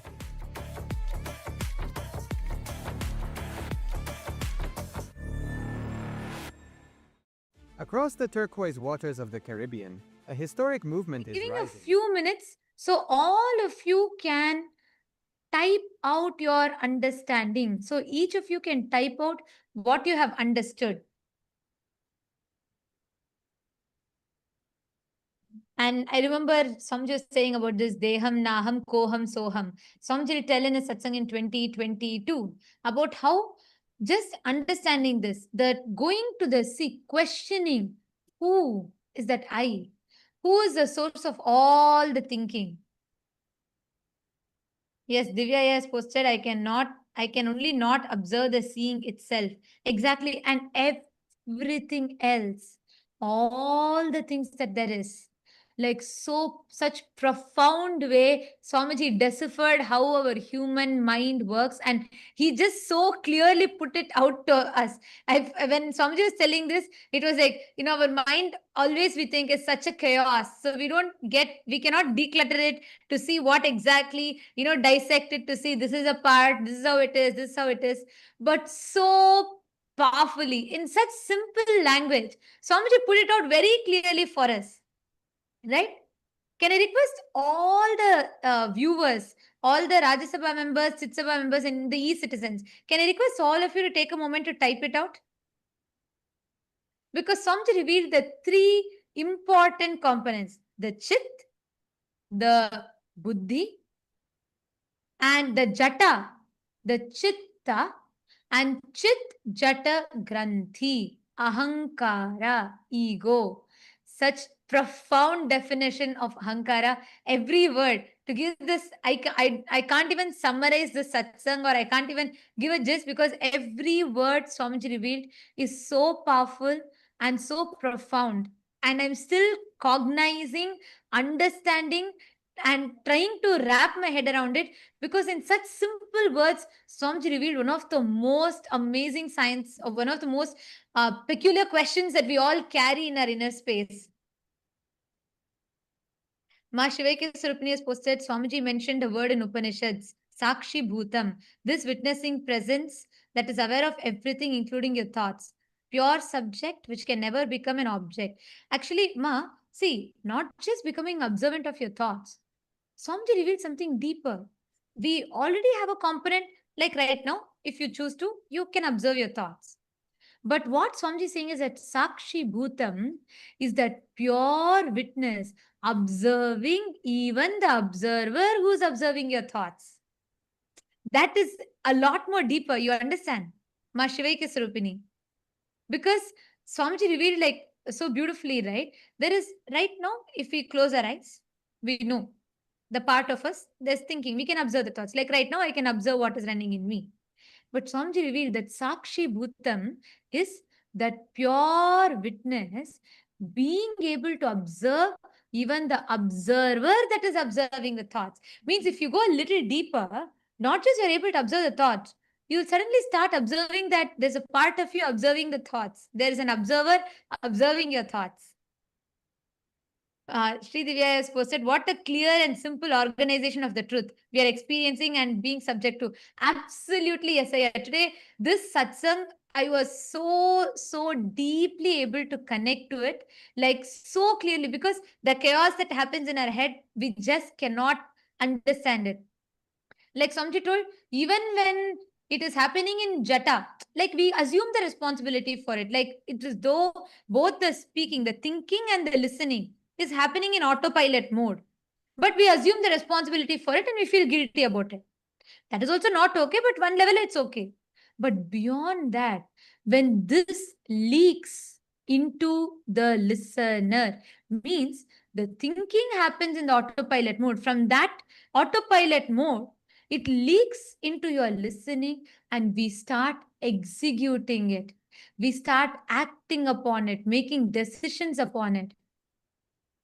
That ahankara, that was so profound. Like the way Swamiji dissected all the three, the Chit, the Jata, and the Chit Jata Granthi. And also Swamiji told one powerful cognition from the whole satsang. What is that? Who can, all of you can post. Swamiji said, this is the most important truth. This is the powerful cognition. Can you all type it out?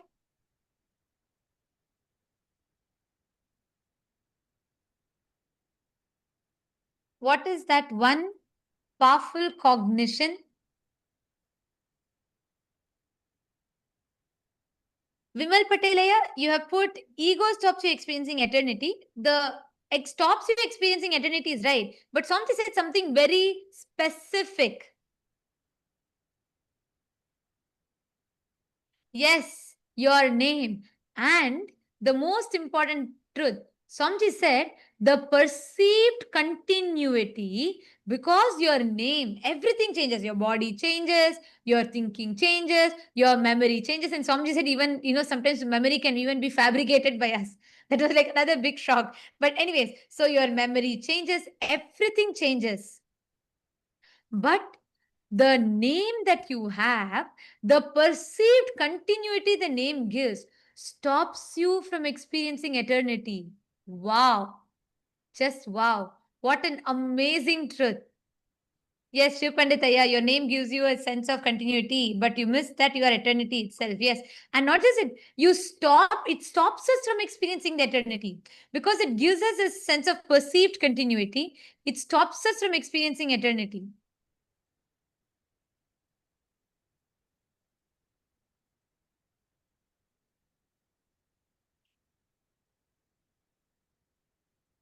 Yes, I request all of you to post, continue to post. The satsang is going to be continuing right now. Let us take a few minutes to post. Each of you can pen down your understandings.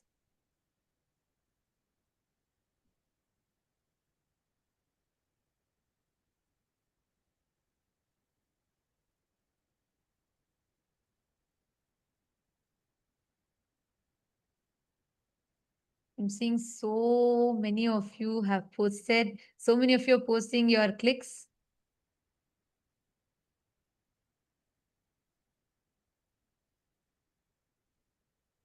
The way how Swamiji organized, laid out very clearly, took it part by part, Chit, Jata, and the Chit Jata Granthi, which is basically the Buddhi, the Chitta, and the Ahankara.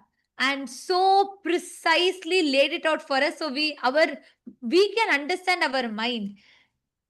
Ma Nityanateshwari's posted, it was wow. And Marashmi Dubey, that's correct. Yes, that was the main powerful cognition. The name gives that perceived sense of continuity, stops us from experiencing the eternity. And we are going to be, the satsang is going to be continuing.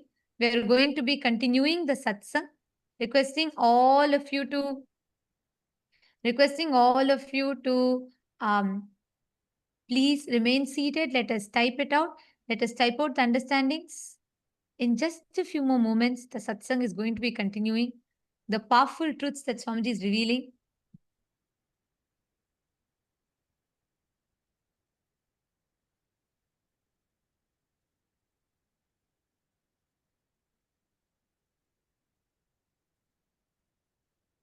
And all the viewers, all those that are watching us on YouTube, and all the citizens, e-citizens that are logged in here, can all of you also post what all each of you are understanding?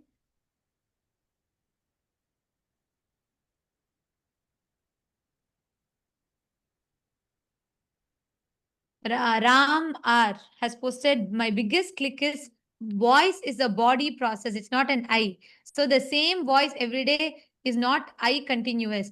Actually, yeah, see, Swamiji told, right? That voice, if you try to find the source, who's creating these ideas? What is the source of that autopilot thinking in us, that ahankara?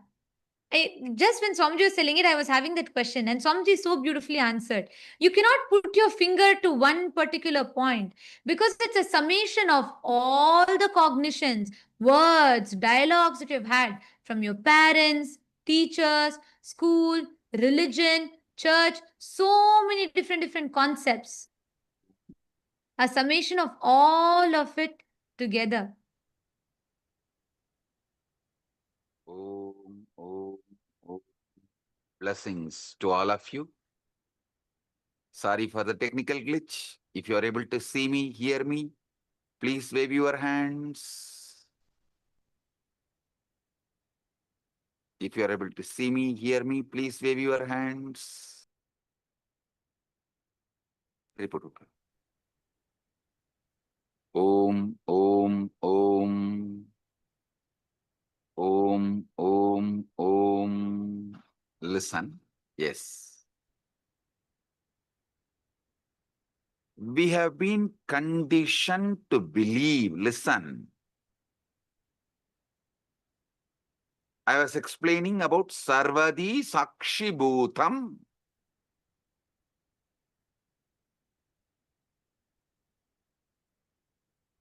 In everything, that pure Sakshi.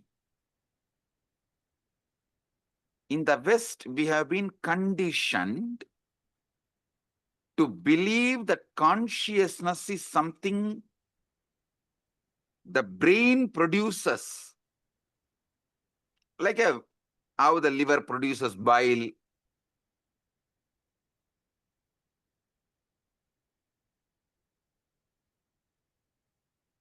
As if it is an epiphenomenon, the side effect of neural activity. How many of you understand this is not a complete, perfect, or truthful understanding?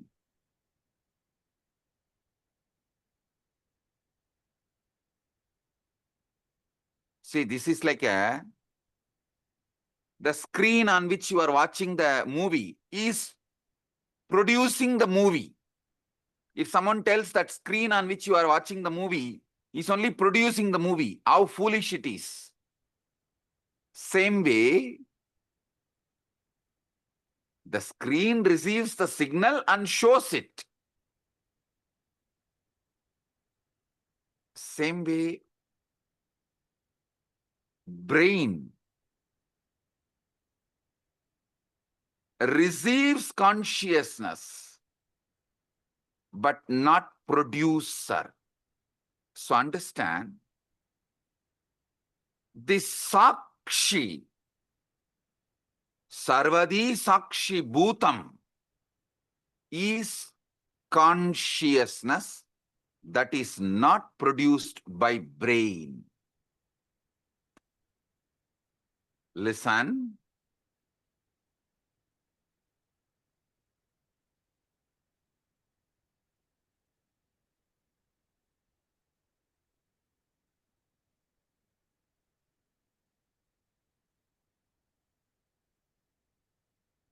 All Vedanta Sampradaya, Advaita, Dvaita, Visishtadvaita, Shankara Advaita, all of you should know, the classical Advaita is different from Shankara's Advaita. Many of you are thinking Shankara is the Acharya who promoted the Advaita. Sure, but his school of Advaita is not as the classical Advaita. If you go and see, read, his own guru's guru, Shankara's guru Govindabhata, Govindabhata's guru Gaudabhata. Gaudabhata's Mandukya Karika, if you read, you will get the glimpse of the classical Advaita. And if you read Shankara's Advaita, means his own books, the books he wrote, like Vivek Chudamani, all of it. The Shankara's Advaita is different from classical Advaita. Listen, all these Advaitas, Advaita, Visishtadvaita, Dvaita, Shuddhadvaita, all Advaita, all Vedantic traditions accept the one truth. Consciousness is the fundamental ground of the being. That Sarvadi Sakshi Bhutam, which I was describing,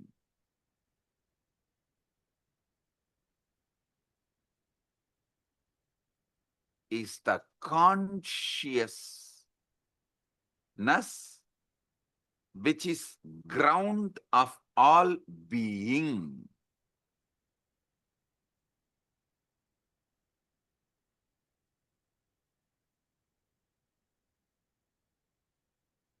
Listen, if you want health, you need to get involved with your body and do yoga. If you want enlightenment, you need to get involved with your inner space, consciousness, and see what is going on and awaken yourself. What?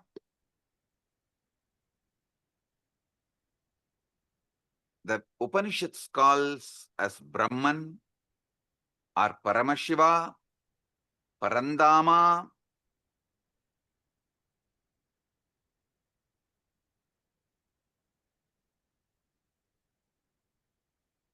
That is that Sarvadi Sakshi Bhutam. When that mirrors in individual being, we call it Atma. Atma is that Sarvadi Sakshi Bhutam in individual.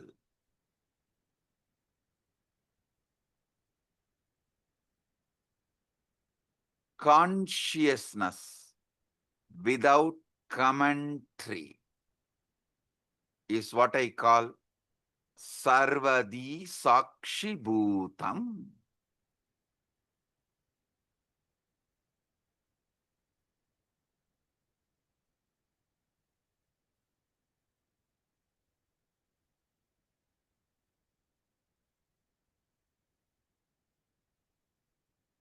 when you are in deep meditation, ajapa japa, or after puja just sitting in unclutched space,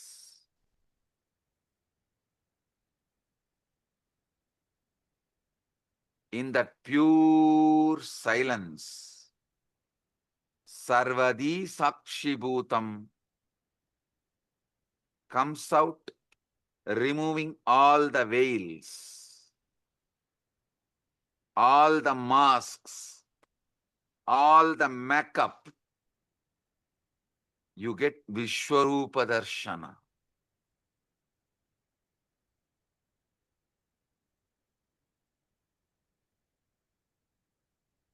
You become vivid, real. The commentary inside you stops, but that Sarvadi Sakshibhuta remains. How many of you experienced it at least once? Raise your hand. During initiation or unclutching. That's all. Listen.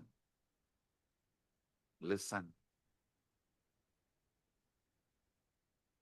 The true nature of consciousness might not be the inner voice at all, but the Sarvadi Sakshibhutam, in which these voices come and go. They all come and go.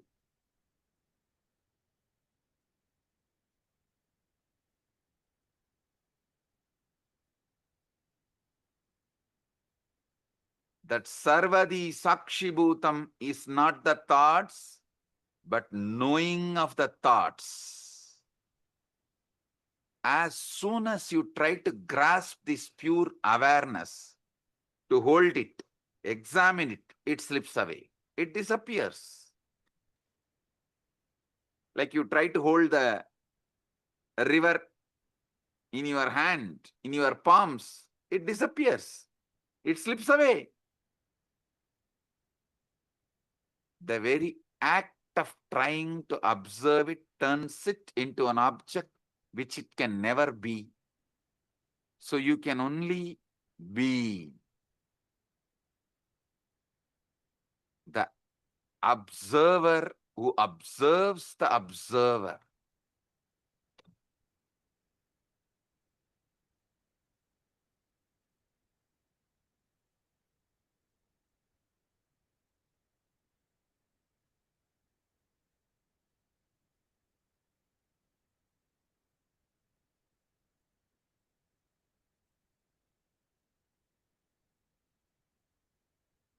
Now, I'll initiate all of you into this Nirvikalpa Samadhi, sudden enlightenment, guaranteed. Sit. If you have Atmalinga, take the Atmalinga and keep it on your Anandagandha. If you don't have Atmalinga, just sit. Close your eyes. See who is thinking, who is listening to thinking, who is observing the thinking and listening, who is observing the observer. Sit.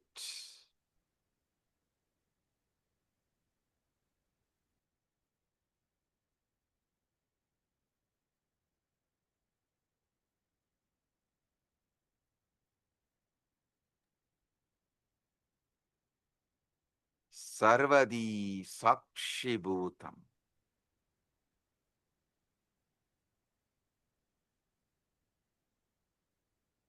Everyone here experience the pure consciousness. Sakshi. Nirvikalpa samadhi praptiras. Sarvadi sakshibhutam.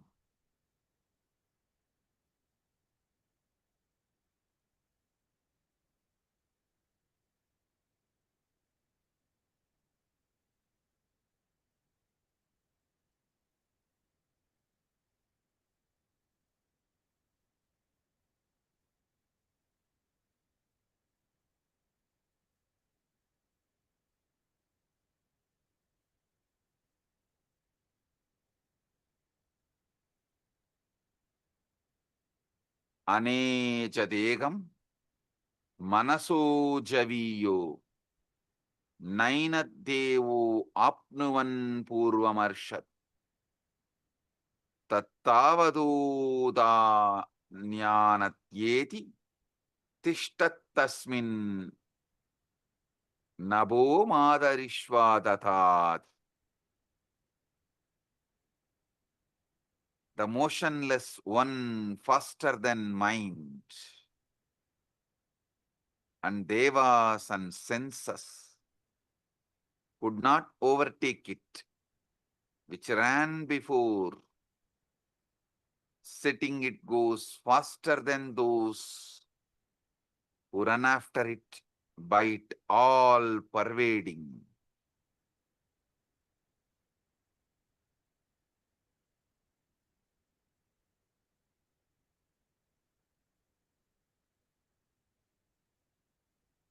This is the all pervading, deeper than the air that supports the all living beings. Nirvikalpa samadhi praptiras.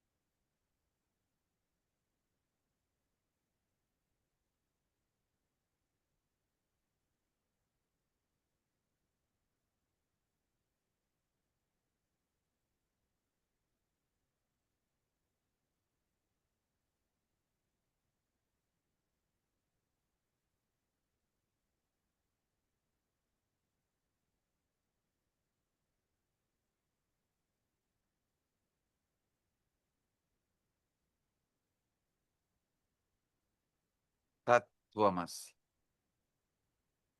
Nirvikalpa samadhi praptiras. Sarvadi sakshibhutam.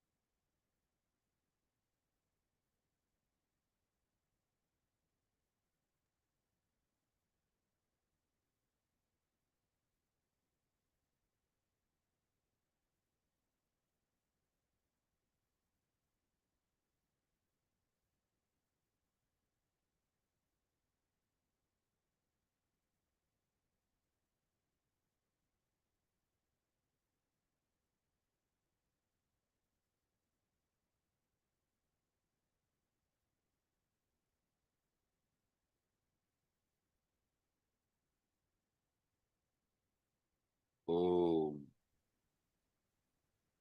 I bless you all with Nirvikalpa Samadhi, Paramadvaita.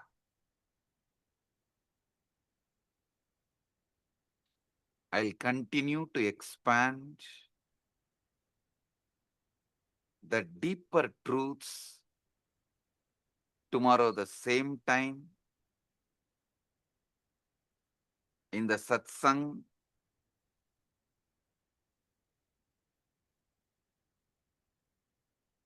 Again tomorrow same time, 7 o'clock, 7 p.m. EST.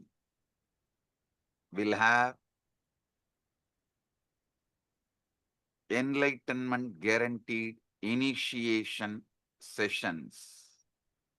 All of you are welcome to experience deeper truths. I'll explain how the Chit and Jata can be used, manipulated for your sudden enlightenment. With this, I bless you all. Paramadvaita Praptirastu.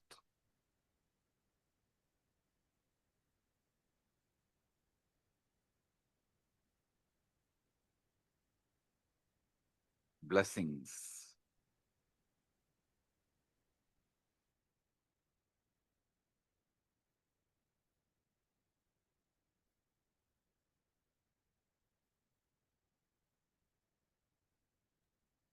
Let us all bow down, offering our gratitude to Swamiji.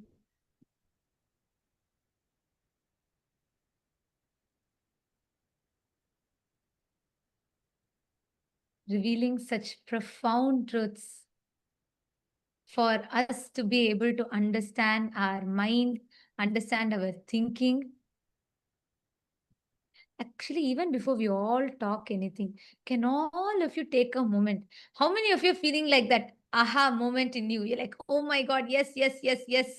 And for the first time, I was able to understand what this Chit Chata Granthi is so deeply engraved into the inner space, like so powerfully Swamiji has revealed every truth.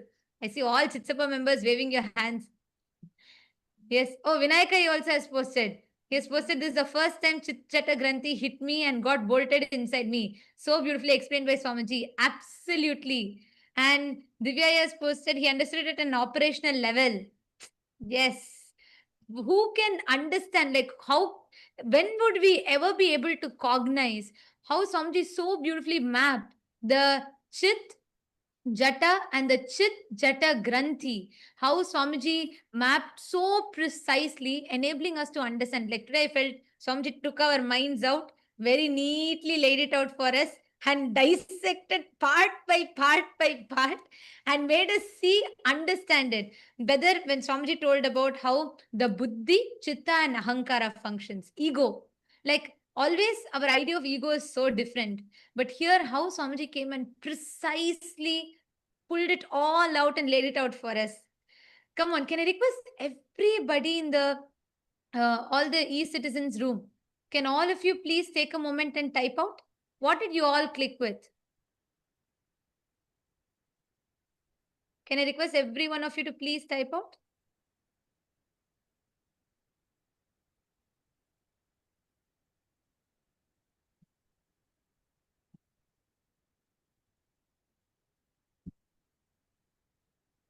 Requesting all of you to please take a moment, please type out.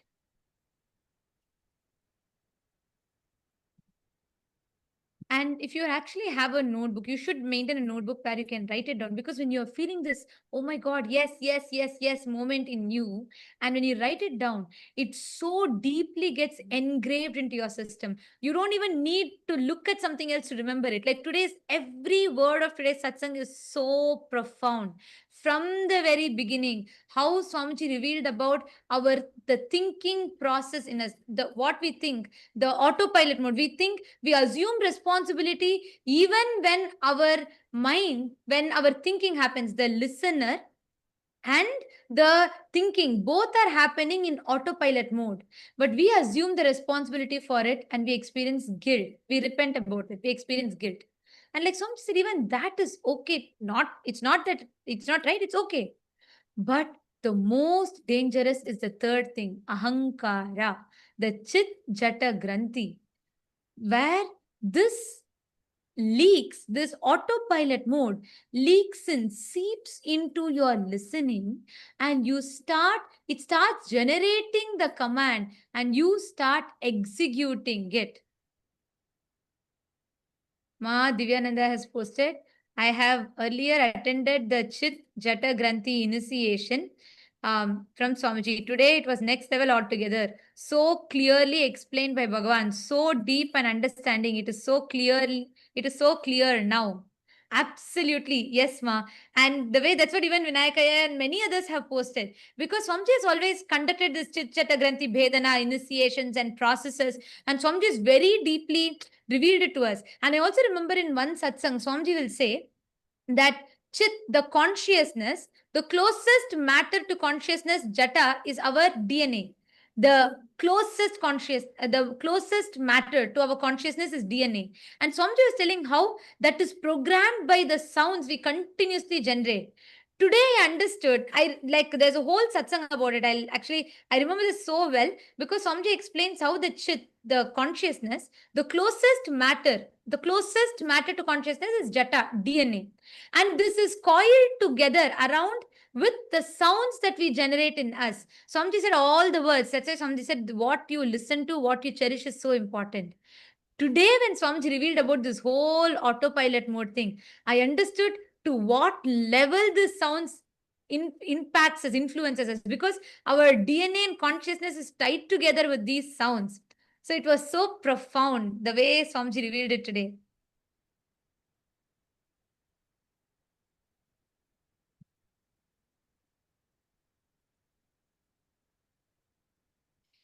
And yes, can I request all the others, even Paramashiva Sena participants, can I request you all to take a moment, write it down?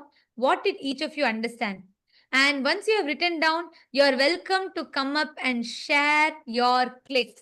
If you allow me, I can go on for the next 1 hour because I'm like so excited with every truth about Swamiji's words, every single truth that Swamiji revealed today. But I also like to request and have all of you come up and share your clicks, because this is a space in which power manifestation happens. How many of you are feeling so fresh? Like your whole brain is feeling so fresh, so wow, so aware and so conscious? Exactly. The initiation is so powerful. The way how Swamiji laid it out for us.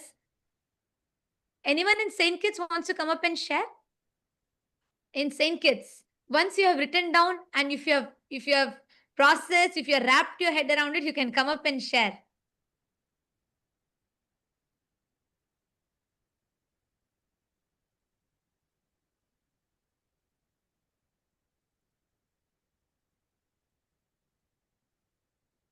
Yes, I am seeing so many messages here.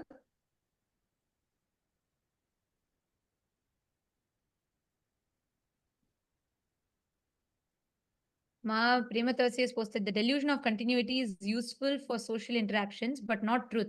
Brain receives consciousness and not produce it. Ajapa Japa makes us observe the observer. Ajapa Japa itself, yes, that's one tool, but Swamiji gave that as an example. See, that Sarvadi Sakshi Bhutam, that pure witness. And today when Swamiji told, Swamiji explained in that pure witness, that Sarvadi Sakshi Bhutam only, all the things happens, your identity, thoughts, everything is getting created in that pure consciousness, but that is not producing it.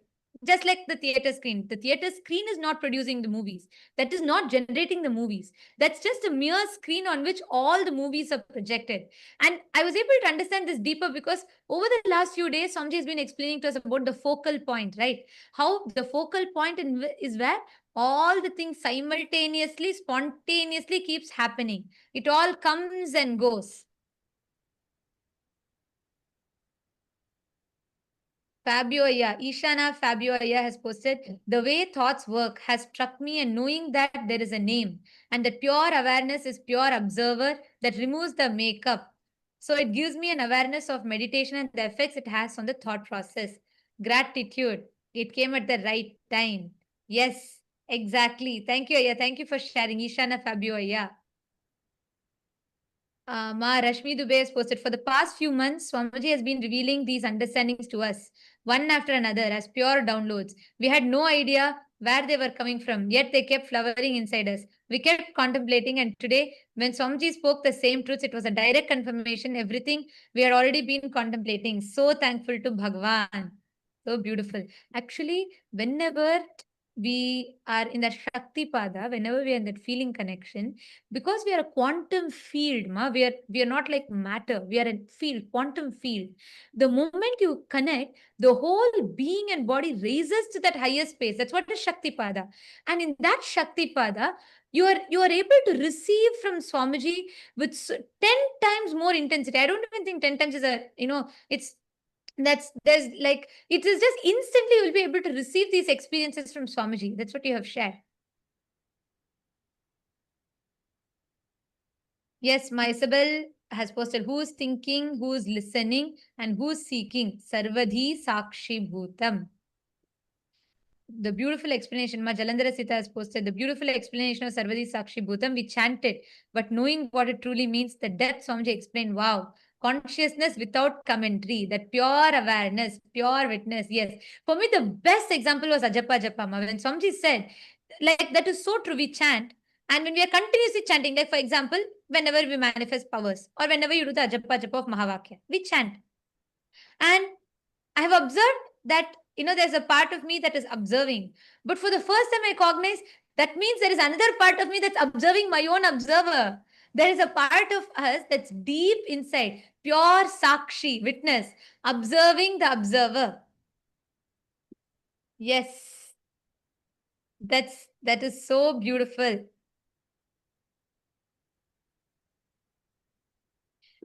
Yes, Nitish, come forward, please. Come forward and share. Like I said, if you allow me to talk, I'll go on talking. There's just so much. I'm so excited with what Swamiji revealed. But please, all of you also come up and share. Go ahead. Nityananda, can you hear me? Yes. Yes, sir. So one thing which Swamiji said was so powerful was the name that we attach gives us the delusion of the illusion of continuity.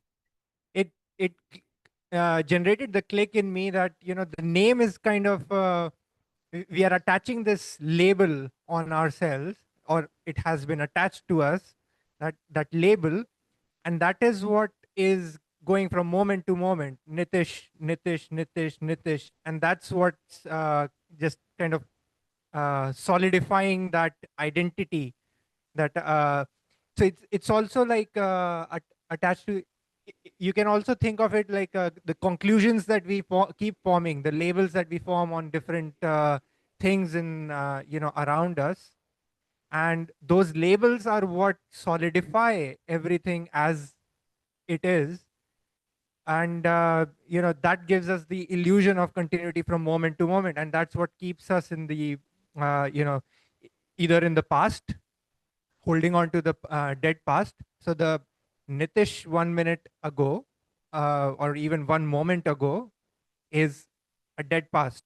So but that Nitish that carries forward in my consciousness, that label is what is giving me the illusion of continuity, and that's why I would stay the same, not grow. That would hold me back. But if kind of if I become aware of that, then that's what lets me grow and actually experience Paramashivatva, eternity, as Swamiji said. And as Swamiji said. Exactly.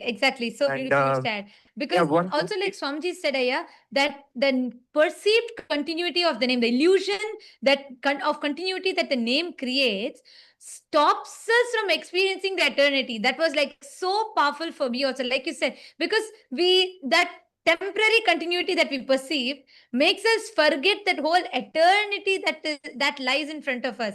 And Swamiji told that our body is not the same, our thoughts are not the same, nothing, our emotions are not the same. Even our memories are fabricated. That, like Swamiji said, even our memories are fabricated. Yet, just this name gives us that perceived sense of continuity, which stops us from experiencing eternity. That was profound. Go ahead, please. Yeah, absolutely. And I would also like to share one, like the experience that I've had with this question, which Swamiji, also said, who am I? Have this question, who am I? And, what I experienced was that, I would start observing the thoughts and try to figure out, okay, who is looking at those thoughts? And then I would kind of stop at, okay, this is me. I would be pointing somewhere that this is me. And then for a few moments, of course, I would be satisfied that this is me. I found me. But then I would realize, okay, but there, who is pointing to that I? So that I is the false identity, which, because I stopped there, that's why it became that false identity. But as I kept going back, that, okay, I'm pointing to that, so let me find who is pointing to that identity, that observer. And then again, after a few moments, I would get exhausted and stop there, that this is, okay, this is me, I'm satisfied now. But then, okay, who is looking at that? And keep going back. And I think Swamiji has described this as, you try to grab onto a soap in water, and the soap keeps slipping out of your hand. And eventually the soap just dissolves in the water and it just leaves the water, right? It just dissolves into everything. And that's when the experience of just being, you experience that, just being. So yeah, that resonated very strongly with Swamiji, what Swamiji was explaining today. Exactly. What Actually, Swamiji was explaining today. gave a Ishavasya Upanishad verse line, right? In 2015, Swamiji written, consciousness is manaso javiya, swifter than the mind. Like Swamiji told today, the moment you try to put a frame to it, anything you describe about it only becomes an attribute to it because it's already expanded beyond it. How much ever you try to describe it, you try to describe a consciousness, you try to describe saying, this is it, this is that, all of it. By the time your mind grasps it, it's already beyond because it's ever expanding, ever changing. Tadde jati, tanne jati, taddure tadvantike. It is like it's further than the furthest point, nearer to you than the nearest point in you, yet you cannot grasp it, because if you try to grasp it, even whatever you've grasped is only merely an attribute. It has already grown beyond that. It was like so powerful. And also what you're telling, Aya, when we look back over the last 1 year, Swamiji has been preparing us step by step to receive this truth. Swamiji spoke about this seeking the source of the first person. Who am I? What am I? Why am I? How am I? And then there's a satsang. Swamiji has given a satsang series. Nitishaya, you should listen to it and you will really enjoy it. In 2016, Swamiji gave a satsang series on Kenopanishad. So Swamiji will say, don't ask who am I. You're already assuming there's an I. You already have an assumption about the I. Ask, by whom am I? Kene Shitam. That's why there'll be a verse in that Kenopanishad, which Swamiji will describe, where the verse will say that, like, Yat chakshusha na pashyati, yena chakshugumshi pashyati. Means, what is the source? Shrotrasya shrotram manaso mano yad vachoha vacha.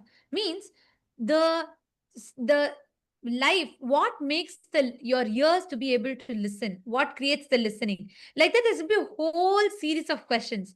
Swamiji will so beautifully step by step guide us into asking that question. And so beautifully, finally, Swamiji will reveal how we are that, Swamiji is talking about that focal point in that satsang. And it's a very, very powerful satsang series. You should watch it, because the thought current that you clicked with, you'll very, very deeper way, you will understand what Swamiji revealed today if you watch that satsangs. That's like a prelude to this. So you should watch it. You'll understand it a lot more deeper and you'll be able to connect with it. Yes, absolutely. Yeah, I'll definitely watch it. Yeah, and one thing more, which was very, you know, it raises goosebumps in me. Today, when Swamiji was when he started the initiation, he used the word. He said many lines, but there was one word: motionless, but faster than light. This paradoxical, this kind of a thing. It just gives you it takes you beyond logic, and trying it kind of connects you to uh, the expansiveness of this state that Swamiji is initiating us into, motionless but faster than light.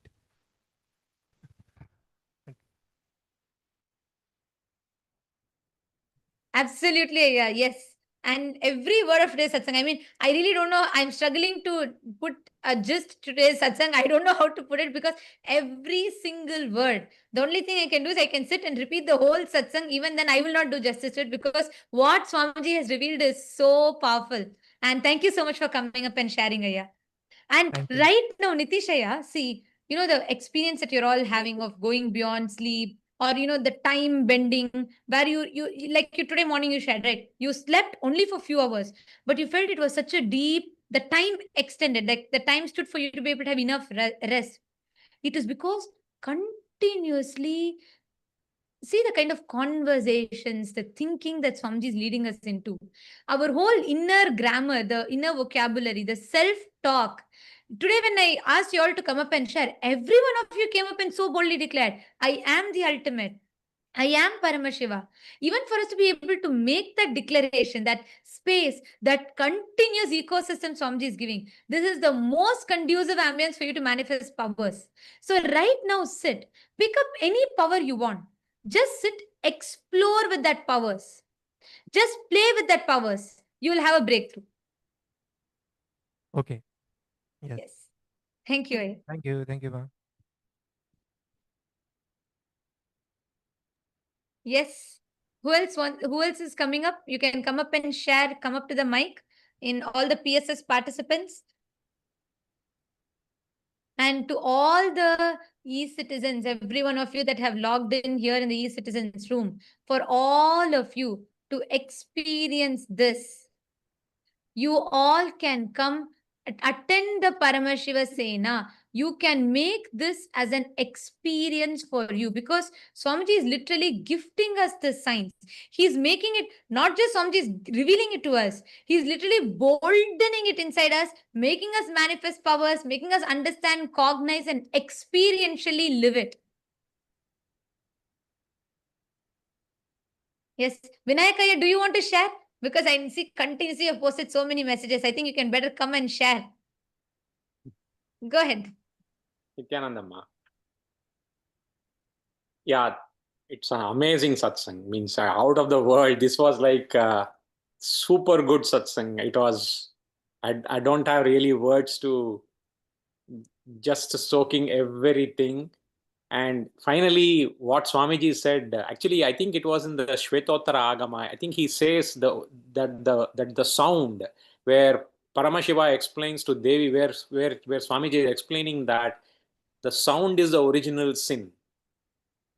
So Swamiji is trying to explain that one, and that is when I understood, oh yeah, these words, the Chikjata Granthi, the words which have been formed because of the Granthi, and that is one of, and Swamiji basically beautifully said it is the Granthi, that Chikjata Granthi is what is the root cause of all our problems, and that is formed by all these opinions, words which you keep on hearing and which you keep on talking to yourself. So that is when I also understood that one, and yeah, amazing one is that yeah, name gives us the delusion of continuity, right, and stops you from experiencing Nitya. Yeah, so it's too good today. It's too good. Yeah, wonderful. Absolutely. Yeah, wonderful. Yes, yeah. And actually, each of these truths, when we sit and share, right now, actually, all of us can do it. When we sit and question these conclusions or the understandings we have, we will delve even deeper into what Swamiji Yes, has ma'am. revealed. And that's always because when Swamiji talks, Like Yes. the same satsang, if I go back now and watch the Ishavasya Upanishad satsangs from 2015, I'll have a much more deeper understanding Correct. of it. Because Correct. that's why every time, like when Sir Saint Swamiji revealed about seeking the source of first person, my understanding of it was to one extent, like, okay, trying to explore who am I, what am I. But now when I look back, or the same example I gave, right, the jata being the closest to the consciousness, the DNA being closest to consciousness and being tied by sound. I grasped it only to one extent at that time. But today I understood, oh God, this is what Swamiji has been saying. When Swamiji told your DNA and consciousness are tied together by the sound, that is the granthi that forms. And I was like mind blown. We understand it only from the level that we are in. And that's why the more and more we keep re-listening again and again, we go deeper.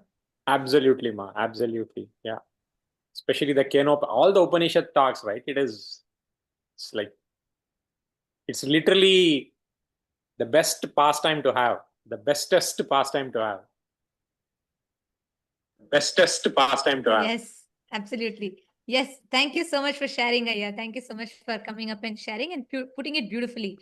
And all of you, everyone, see, even in the Rajya Sabha room, can I request all of you also to type it out? Type out more, verbalize each of it. You will have phenomenal breakthroughs with power manifestation. You will have so many different shifts and breakthroughs. Just sit and cognize. Ma Ganga Priya is waiting to share. Go ahead, Ma Ganga Priya, go ahead. Yes.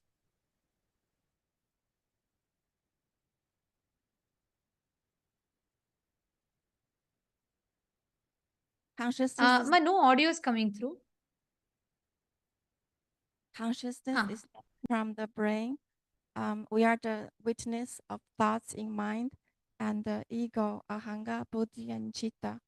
And the false identity is the chitta, jaga, and granthi.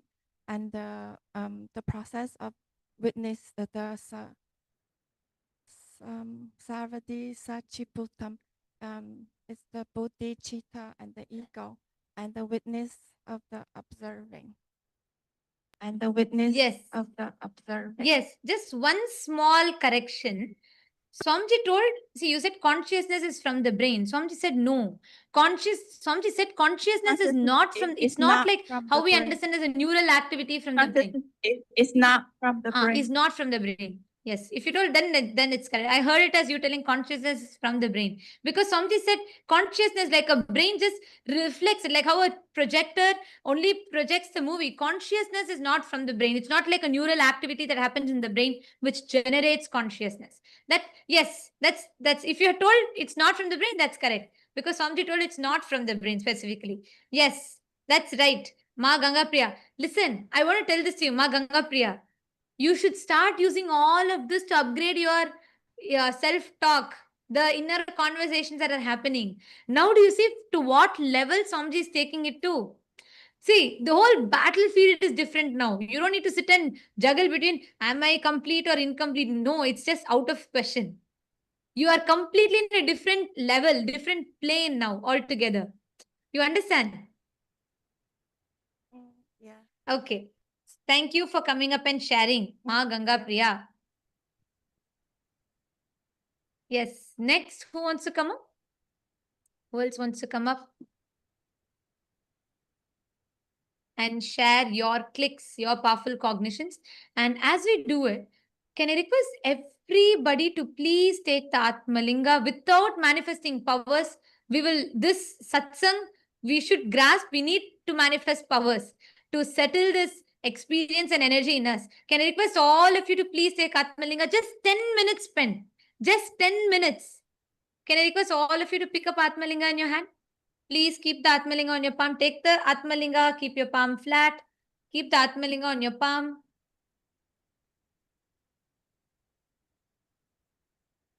Yes. And just, you only need to do one thing. Just sit. Don't try to do you don't need to consciously intervene and try and do something. You're going to be just sitting and intensely remembering the words. automatically the consciousness will just manifest and you'll have a breakthrough. Ma Pamila Singh, Nithyanandam. Ma Pamila Singh. You also sit, hold the Atmalinga and manifest. Just 10 minutes. Bhupendra Ghodera Vaya. I'm not understanding your question. What is the IA? I'm not understanding. What you're saying, Aya? 3 IAs means? Are you asking about the 3 things that Swamiji revealed? The Chit, the Jata and Chit Chata Granthi. Is that what you're asking about, Aya? But you've put that last word you put, I'm not understanding. So please, if you could clarify the question, I'll be able to answer that.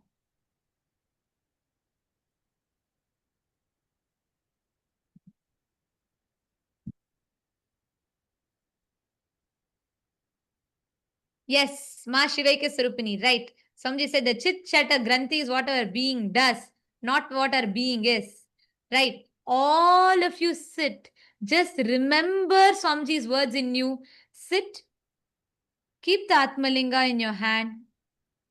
And again and again, let us resonate and become that pure Sarvadi Sakshi Bhutam. Even though there might be a part in you now waiting, expecting you to manifest, expecting you to do something, observe that part. There is another part of you that is observing it. Go a little deeper. There's a part of you, pure witness, Sakshi, observing the observer and the part of you that is manifesting powers, all of it together. Your focal point. Just experience that pure witness. Sarvadi Sakshi Bhutam.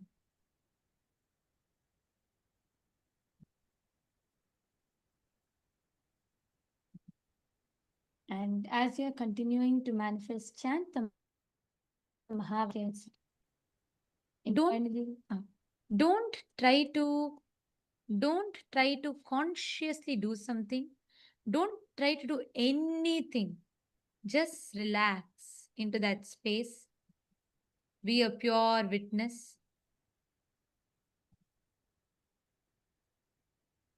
Our manifestation will be a byproduct.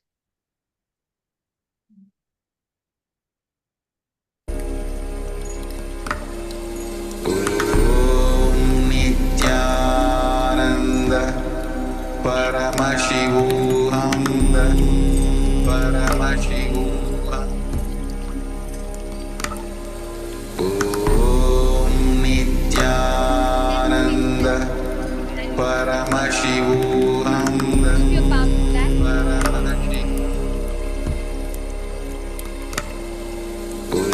Om Nithyananda Paramashivoham.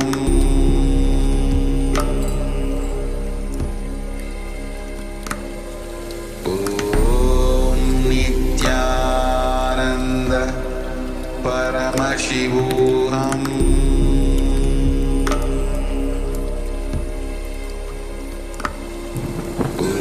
Om Nithyananda Paramashivoham.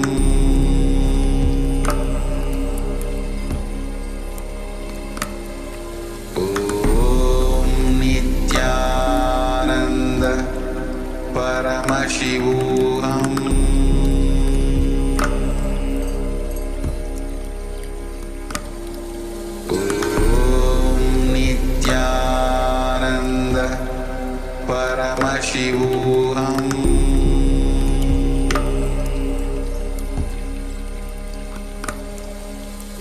Om Nithyananda Paramashivoham.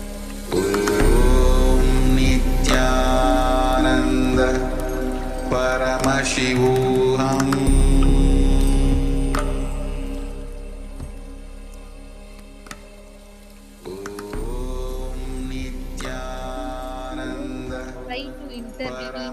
Don't try to do anything. Just resonate with the satsang deeply.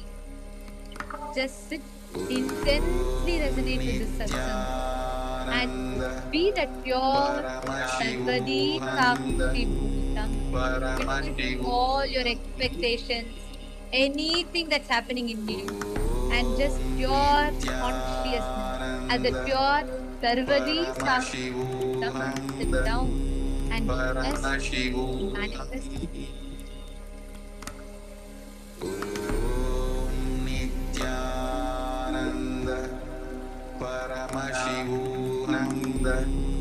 Paramashivoham. Om Nithyananda Paramashivoham. Paramashivoham. Om Nithyananda Paramashivoham. Paramashivoham. Om Nithyananda Paramashivoham.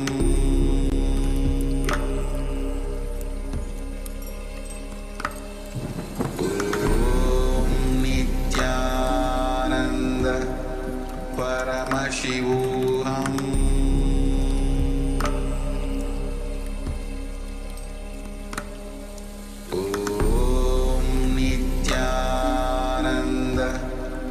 Paramashivoham. Paramashivoham. Om Nithyananda Paramashivoham.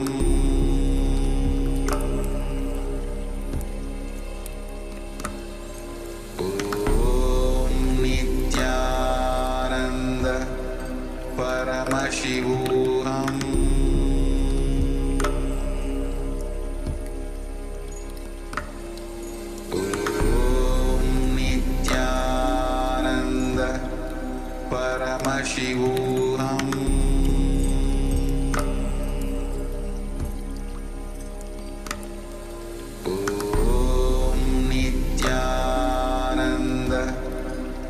Paramashivoham.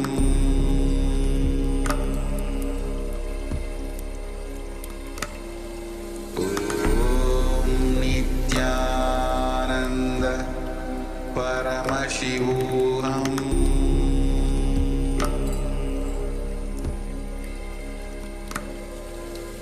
Om Nithyananda Paramashivoham.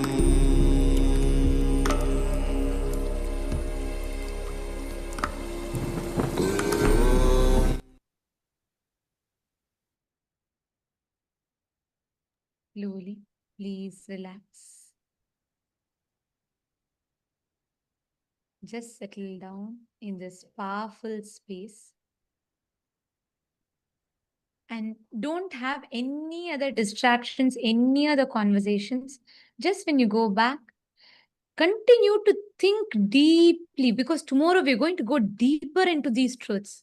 All of you continue to think deeply and just fall into the space. Like Swamiji blessed all of us, we will fall into that Nirvikalpa Samadhi. So don't have any other conversations or distractions. Just enter into that pure Sarvadi Sakshi Bhutam. And let us all offer our gratitude to Swamiji, bowing down to the divine lotus feet of Swamiji and concluding with the Purna mantra. Om Purnamada Purnamidam Purnat Purnamudachyate Purnasya Purnamadaya Purnameva Vasishyate Om Shanti Shanti Shanti Hari Om Tat Sat Sarvam Bhagavat Shri Nithyananda Paramashiva Padukarpanamastu Om Nithyanandam. Thank you all. And to all the e-citizens, every one of you that joined us on YouTube, Facebook, you all can stay tuned. We will be notifying for all of you regarding tomorrow's satsang. 7 p.m. Eastern Standard Time will be the satsang. We invite all of you to join back. We thank all of you for joining with us today. Nithyanandam.